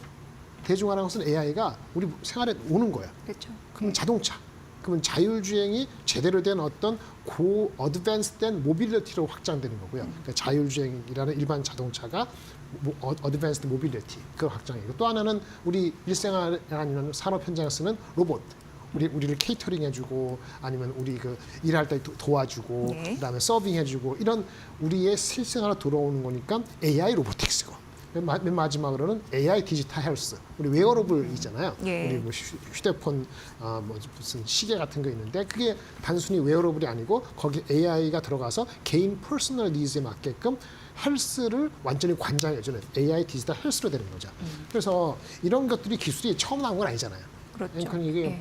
나온 게 처음 나온 게 아마 2017년, 18년 그때부터 계속 업그레이드 된 거죠. 그렇죠, 그렇죠. 예. 나온 이제 한 4, 5년 지나면서 단순히 패러다임을 변화시키는 게 아니고 대중화로 가는 그런 입구에 들어왔고 이걸 잘 보면 몇 년 뒤에는 요 에어리어가 그러니까 모빌리티, 로보틱스, 디지털 헬스가 새로운 성장 산업으로서 촉매가 되고 있다. 이렇게 우리가 확인할 수 있다. 그래서 핵심은 AI의 모빌리티, 로보틱스, 디지털 헬스 이렇게 말씀을 드리겠습니다. 네.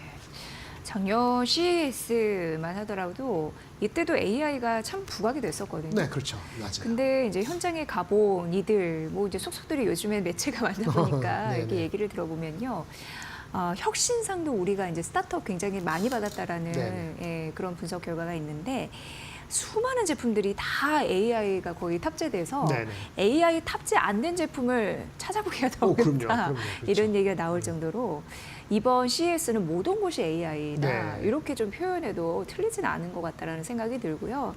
일단 그러면 올해도 AI는 뭐 시장에서 그 엄청난 폭발력을 네. 재현할 것 같다. 이런 생각이 들거든요. 그렇죠. 예, 항상 오기 전에 제가 방송하기 전에 다른 데서 보는데 예. 뭐 일본인가 어느 쪽에서는 이제 AI 그 로봇인데 우리 애완견처럼 그렇죠? 반려견처럼 반려 로봇이 진짜 제대로 돼서 이제 확산될 수 있다 이렇게 나오잖아요. 그거야말로 우리한테 가까이 오는 게 없어요. 예. 뭐 협동 로봇이나 아니면 사무실에서 아니면 저 식당에서 서빙하는 거는 가끔 보는 건데 만약에 반려견처럼 반려 로봇이 집안에 뭐 한 서너 가구 중에 한 대만 보급되더라도 엄청난 거죠.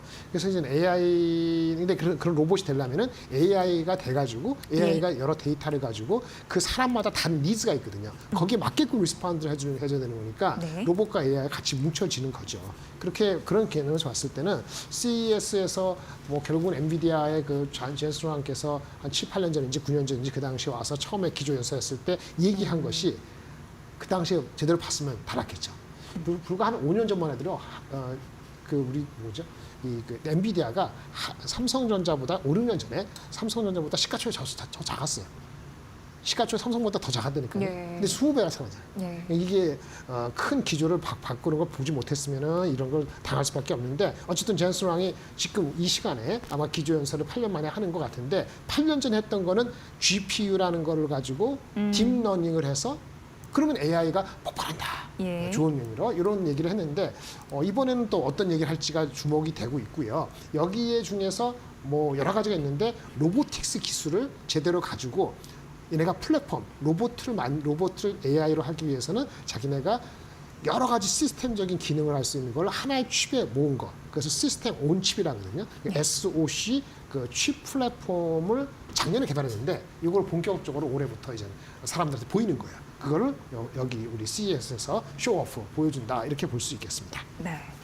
정말 기조연설을 통해서도 어떤 내용이 들려올지 굉장히 궁금한 상황이고 네. 마침 말씀 잘해주신 게 로봇도 굉장한 투자 포인트가 될 수 그럼요. 있을 것 같아요. 맞습니다. 저희가 화면을 통해서도 말씀을 드렸는데 예, 어떻게 보세요? 일단 네. 아까 지금 말씀드린 것처럼 로봇이라는 게 사람 몸으로 들어오는 건 웨어러블 로봇이 있고 도와주는 거는 협동 로봇이 있고 그 다음에 우리가 로봇이 자동차에 들어오는 게 자율주행이거든요. 예. 이런 모든 것에는 결국은 그 하나의 기능, 여러 가지 기능을 하나로 통합하는 게 쉽지가 않습니다. 그래서 아까 말씀드린 것처럼 뭐 엔비디아가 그런 기술을 갖고 있다 말씀드렸잖아요. 근데 이게 제가 타방송 말씀드리는데 10년의 씨앗을 뿌려야 돼요. 10년 정도. 이게 예. 그 여기서 오늘 발표될 것으로 보이는 거 원래 작년에 선 보잉 릴리스한 건데 제슨 토르라고 있습니다. 토르라는 것이 우리 어떤 방망이 같은 건데 제슨이라는 개념이 이제 그 자율주행이나 로봇의 어떤 그 얘네들의 브랜드 명이 시작하는데 네. 그게 10년 전에 시작했어요. 2014년, 17년에 뭐 이런 그 어떤 그 자율주행이나 엣지 컴퓨팅, 우리가 개인적으로 하는 컴퓨팅 끝자락에서의 가능성을 열어주고. 그게 초기 단계였네요. 맞아요. 그래서 그것도 제슨인데 제슨 뭐 TK 뭐 필요 없습니다. 제슨 TX 이렇게 하다가 2020년 근처에 됐을 때 성능을 바짝 올립니다. 제슨 뭐 XV야 나노 이런 식으로 엄청나게 성능을 높이면서 가장 최근에 나왔던 거는 한 4년 전에 제슨 AGX 올인이라고 초당 200 톱스라는 엄청난 성능을 과시했는데 좀 더 우리가 트랜스포메이션 개념으로 바뀐 게 작년에 나온 제슨 토르를 발표했어요. 그야말로 대규모 AI 그 언어 모델에 최적화된 플랫폼으로 만든 거죠. 이거를 이번에 선을 대선 보이고 올해부터 양산에 본격으로 들어가면은 차량용, 산업용 엣지에 완전히 초점 맞춰서 되는 거고, 우리가 자동차가 이제는 뭐 단순히 굴러다니는 게 아니고 소프트웨어로 움직이는 하나의 비클이 되잖아요. 그래서 소프트웨어 이렇게 되면은 이러한 그 성능 있는 플랫폼이 상당히 확대될 가능성이 있기 때문에 아까 지금 처음에 말씀드린 것처럼 단순히 AI가 뭐 모빌리티, 로보틱스, 디지털 헬스 여러 가지 가는데 AI가 실체를 가집니다. 이른바 AI 그다음에 moves to physical intelligence.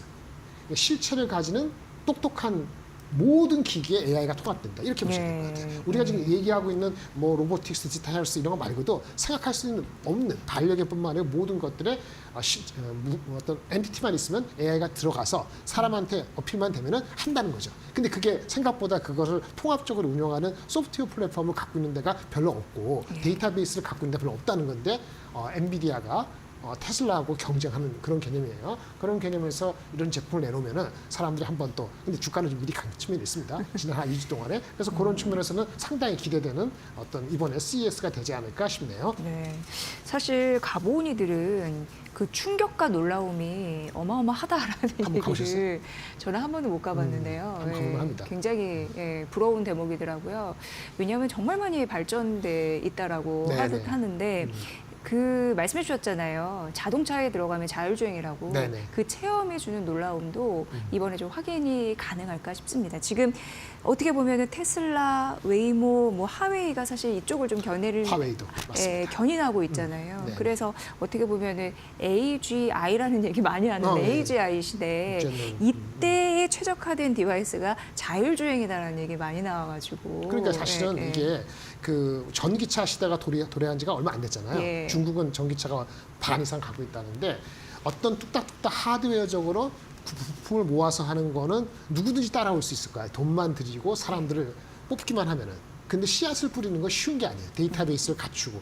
그거는 자율주행하고 전기차하고는 도래할 때 속도하고 그 확산은 다르다. 그런 측면에서 우리가 왜 엔비디아, 테슬라가 날아가고 반면에 토요타 우리보다 좋지만은 현대나 기아는 왜 이 모양인가라고 본다면은 아무리 하더라도 하드웨어적인 거하고 소프트웨어 플랫폼을 갖춘 거하고 데이터를 갖춘 거하고는 다른데 왜 현대 기아하고 우리 토요타는 못했을까? 10년 전에 제대로 못 뿌렸기 때문에. 중간중간 하이브리드로 가고 뭐 이렇게 업그레이드하고 이런 그 성능의 개선이 있었지만 큰 개념으로 씨앗을 안 뿌렸기 때문에 그렇기 때문에 그것 때문에 앞으로도 한 5년간 뭐 출하량이 좋으면은 뭐 잘 나가고 그다음에 뭐 주주 하나 좀 잘하면 잘 나가고 그렇게 움직이는 거 말고 변혁적인 게 쉽지 않다라고 보는 것이 아까 이런 준비가 덜 됐다고 보는 거죠. 그럼 본부장님 저는 뭐 지금 테슬라, 웨이모, 하웨이가 이를 견인하고 있다라고 네. 얘기했는데 이들은 그 말씀해 준 거에 따르면 10년 전부터 씨앗은 뿌려놨던 그렇죠. 거잖아요. 근데 예. 우리는 이거를 못 해놨다라는 걸 못했던 말씀하시는 거죠. 맞아요. 근데 우리가 살아남기 위해서 한국 업체가 무조건 자율주행 밸류 체인에 탑승해야 되잖아요. 그렇죠. 네. 근데 이거 못했다는 건데 그럼 우리는 어떻게 되는 건가요? 사실은 예. 그 현대차나 기아나 이런 개념에서는 오늘 짧은 시간에 말씀드리기 쉽지 않지만 예. 뿌려야 돼요. 그러니까 뿌린 거 없지는 않습니다. 근데 아직 시간이 얼마 안 됐어요. 우리 보스턴 다이내믹스를 뭐 인수해가지고 한 거라든지 여러 가지 또 자율주행이라든지 관련되는 거에 씨앗을 뿌렸는데 조금 늦게 뿌린 거죠. 한 5년 늦었어요. 5년 늦은 게 지금부터는 그게 10년 격차가 날 수도 있다는 두려움 때문에 밸류가 낮은 거거든요. 네. 그래서 조금 인내가 필요하다. 이렇게 말씀을 드려야 될 것 같고요. 네. 그렇습니다. 네.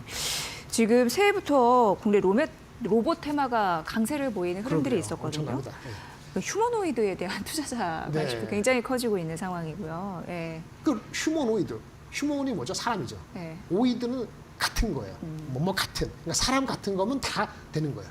그러니까 사람 같아야지 사람들이 많이 사용하니까 네. 휴머노이드인데 우리가 협동 로봇으로 많이 시작했거든요. 협동 로봇 개념은 우리 두산 로보틱스도 있고 뭐 레인보우 로보틱스도 있고 여러 그 이상의 많은 업체들이 그 로봇을 갖고 있는데 네. 협동 로봇이 아니고 사람 같은 로봇으로 가는 건 이게 관절, 액추에이터 이런 구동부에 대한 어떤 기술적인 노하우가 한창에 높아져야 되거든요. 예. 뭐 감속기라든지 구동이라든지 액추에이터 이런 게 중요한데 거기에 핵심 기술이 우리가 좀 부족한 면이 없지 않아 있어요. 뭐 그래서 보통, 예. 진출을 잘 못하고 좀 늦어지고 조금 상대적으로 조금은 수월한 협동 로봇을 중심으로 한 거죠. 예. 이 하나하나 가고 있는데 협동 로봇 한 지도 한 4, 5년 됐으니까 이제는 올해부터는 휴머노이드 로봇으로 하는 원년이 될 가능성이 한국도 있습니다. 관련되는 업체가 많지가 않아서 조금 아쉬운 점이 없지 않아 있는데요.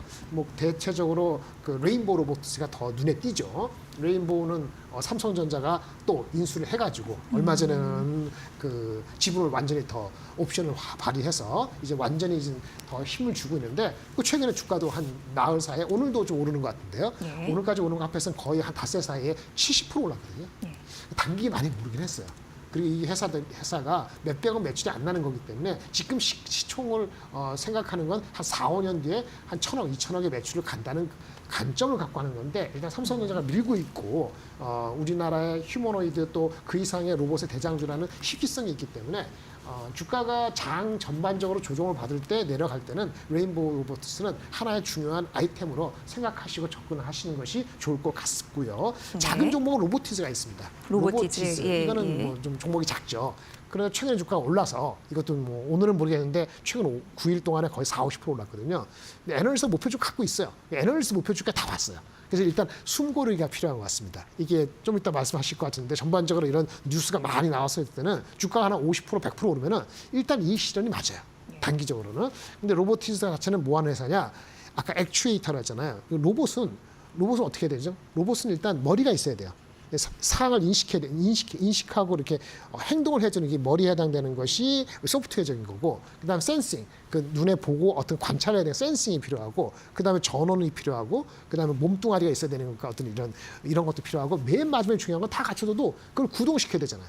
구동시키려면 관절이 움직여야 되는데 그게 구동 모터 또는 이게 액추에이터라고 하는데 이 액추에이터로서 로보티즈가 의미가 있어요. 얘네가 구글하고 스탠포드 대학이 같이 공동해서 만든 휴머노이드 로봇이 있습니다. 알로한가? 근데 거기에 얘네가 승인을 받아가지고 그런 기술력이 있기 때문에 지금 흑자가 아닌데도 불구하고 주가가 올라간 거거든요. 그래서 이것도 단기적으로 많이 올랐기 때문에 세론 뉴스가 나온다 하더라도 다음번에 다시 한번 기회가 올 때는 로보티스하고 레인보우 로보틱스하고 로보티스를 하나의 중요한 그 아이템으로 보시고 접근하시는 게 좋을 것 같습니다. 네. 뭐 엔비디아 젠슨항의 CES 기조연설에 10,000명 이상이 몰렸다고. 10,000명이요? 네. 이야, 예, 뭐 감사합니다. 굉장한 뭐 그런 관심이 쏠리는 것 같습니다. 뭐 이렇게 내용이 나오면 저희가 말씀드릴 텐데 일단 CES는 기술 경쟁력이 굉장히 중요하고 네. 그 기술 경쟁력을 바탕으로 기업들이 지속 성장한 그 먹거리잖아요. 그렇죠. 그런 부분 때문에 우리가 봐야 하고 투자 조언이 좀 있을 것 같습니다. 왜냐하면 지금 시장에서 반짝 상승에 그칠 우려 네. 부분도 있고 네. 세론 뉴스에 팔아라 이런 부분도 있기 때문에 좀 종합적으로 전체적으로 봐주신다면 일단 뭐 양자나 로봇이나 이런 테마성이 강하고 특히 종목이 작고 예. 단기적으로 많이 오는 거, 예를 들어서 뭐 50%, 100% 오는 종목은 세론 뉴스 될 가능성이 높아요. 오늘도 사실은요, 다른 얘기의 큰 종목, 어저께 가장 많이 오른 종목이 뭡니까? 한국이나 미국이나 반도체, 반도체? 하이닉스하고 마이크론인데요. 하이닉스가 미리 올랐잖아요. 그러니까 오늘 아침에 다 2% 오르다가 약간 이 실현이 나오잖아요. 예. 그런 거는 어쩔 수 없어요. 예, 그거는 감안하셔야 되니까 일단은 단기적으로 테마성이 강하고 작은 종목, 한 1조 이하 되는 종목은 세론으로 대응을 일단 하는 게 맞고요. 침착해지고 다시 보는 게 맞습니다. 하지만 AI의 핵심인 거, 가장 핵심은 하이닉스, 마이크론, 그리고 엔비디아인데 엔비디아가 생산하려면 누가 생산해야 되겠어요? 아까 TSMC는 TSMC. TSMC가 엄청 올랐어요. 주가 보세요. TSMC, 그다음에 하이닉스, 마이크론 이런 겁니다.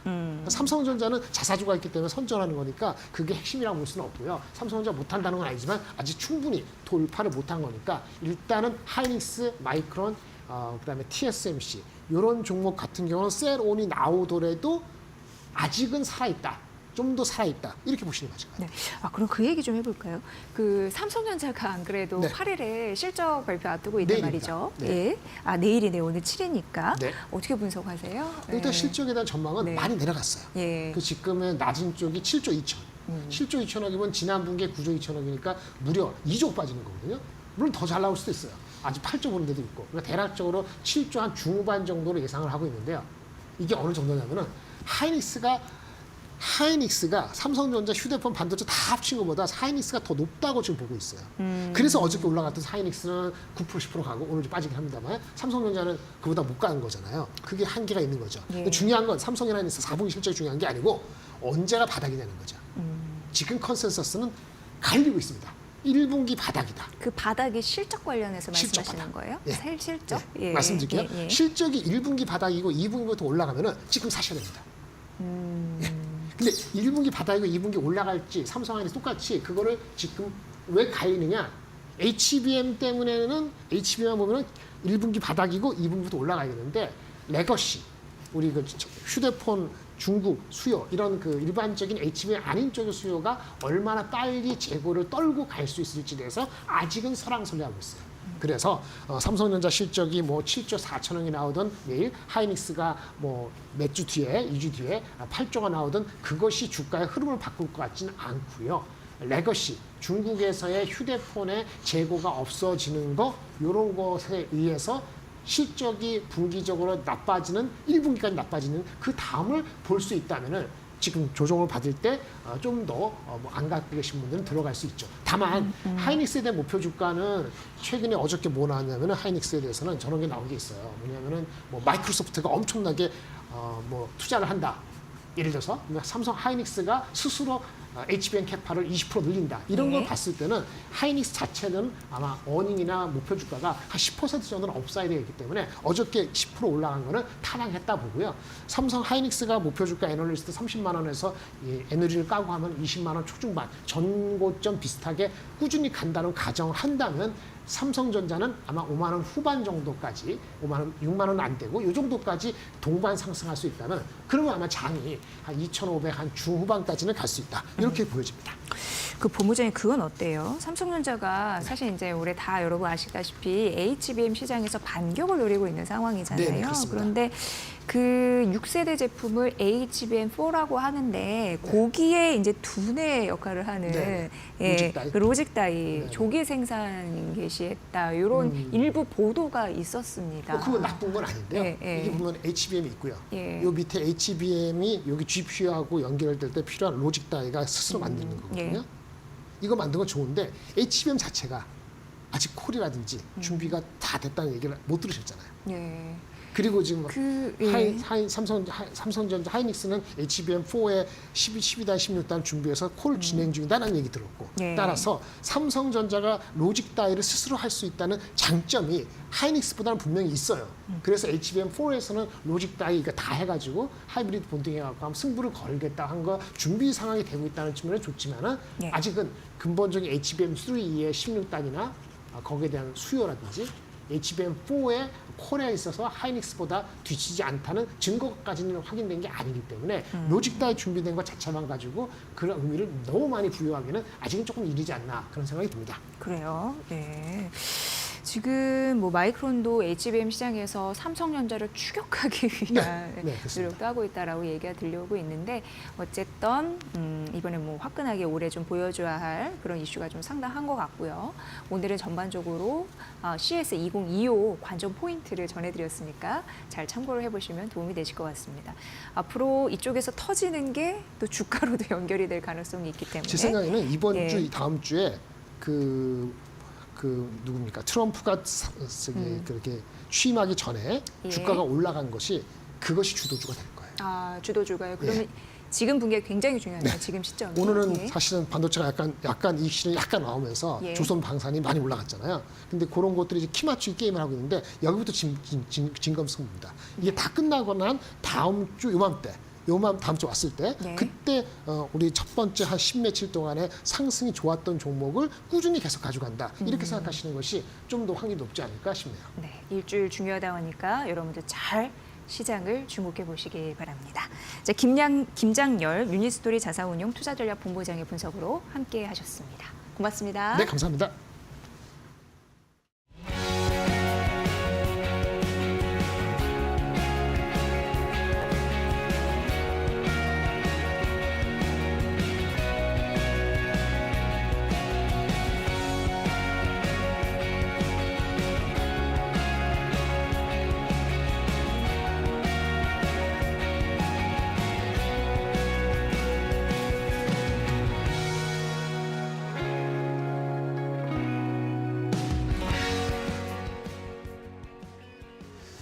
자, 이제 미국의 라스베이거스에서 CES 2025 기조연설이 조금 전에 시작된 것으로 보이는데 뭐 이 호텔에 10,000명 이상 집결을 하면서 젠슨 CEO가 무슨 얘기할까 모두가 집중하고 있는 상황입니다. 세계 언론들도 뭐 유튜브에서도 모든 콘텐츠들이 이제 쏟아져 나올 것 같은데요.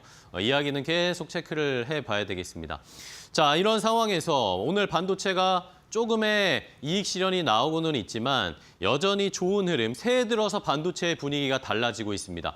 자, 그렇다면 이제 중요한 것은 내일 삼성전자의 잠정 실적 발표도 우리의 기대치를 좀 만족시켜 준다거나 아니면은 실망감을 좀 떨쳐버릴 수 있는 그런 숫자가 나와야 할 텐데 과연 그럴 수 있을까요? 삼성전자 힘을 낼 수 있을까요? 아니면 SK 하이닉스를 사야 될까요? 자, 하나씩 체크를 해보도록 하겠습니다. 자, 일단은 내일 오전입니다. 내일 오전에 우리 시장 장 출발하기 전에 아마 삼성전자의 잠정 실적이 발표될 것으로 보입니다. 보통 의례적으로 삼성전자가 장 전에 실적을 발표하니까요.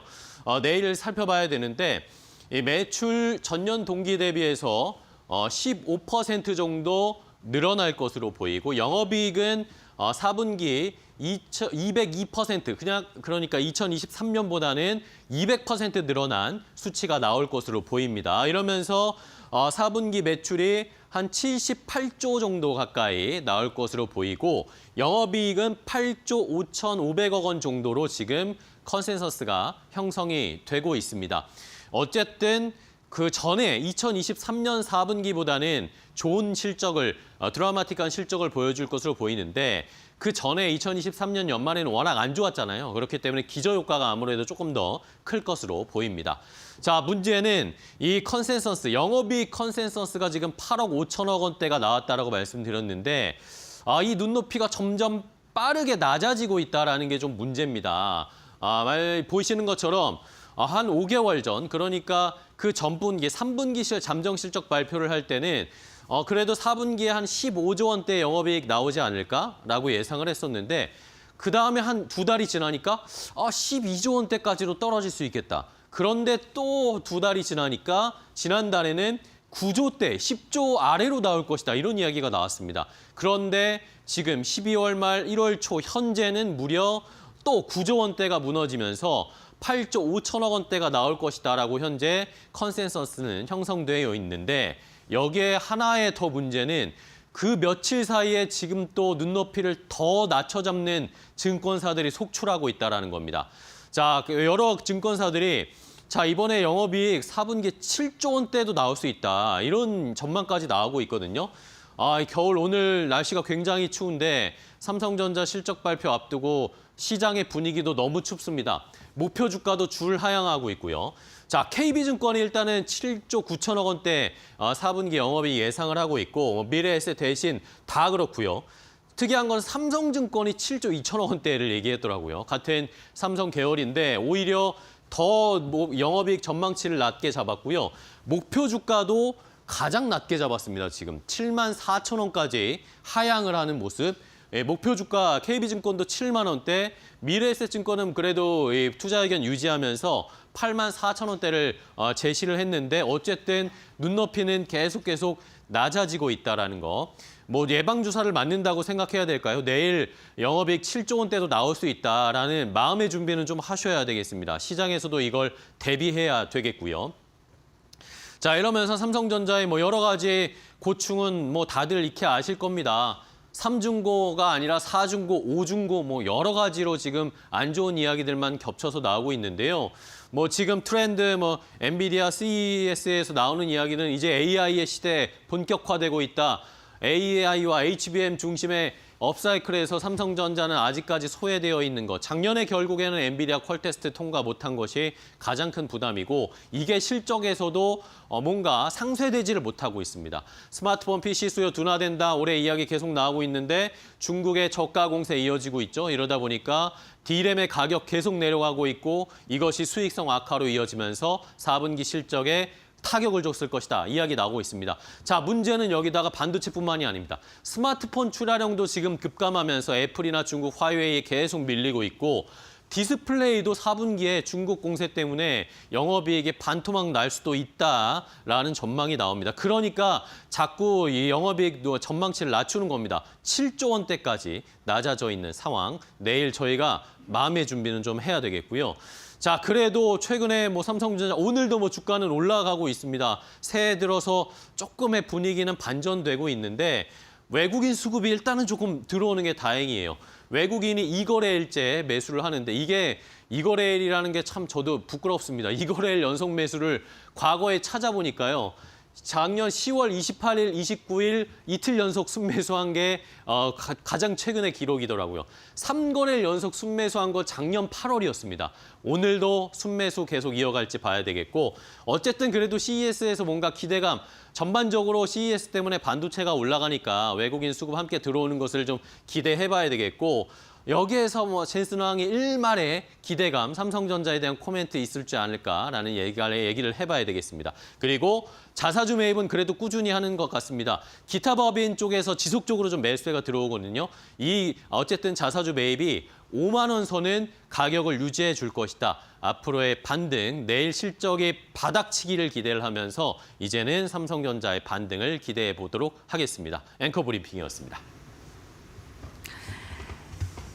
네, 오늘 시장에서 긍정적인 부분은 그래도 코스피 저가 매수세가 네. 유입이 돼서 3거래 연속 상승하면서 2,500선 돌파했다라는 거고 그리고 조선, 우크라이나 재건 등 트럼프 당선인 취임 관련주가 튀고 있다라는 거, 그 정도 정리해 볼 수 있을 것 같습니다. 네, 자 엔비디아 젠슨 왕 CEO 이야기를 시작할 텐데 이데일리 TV를 통해서 계속해서 여러분들 그 뉴스도 팔로우 해보시면 좋을 것 같습니다. 저희는 내일 이 시간에 다시 인사드리겠습니다. 시청해주신 여러분 고맙습니다.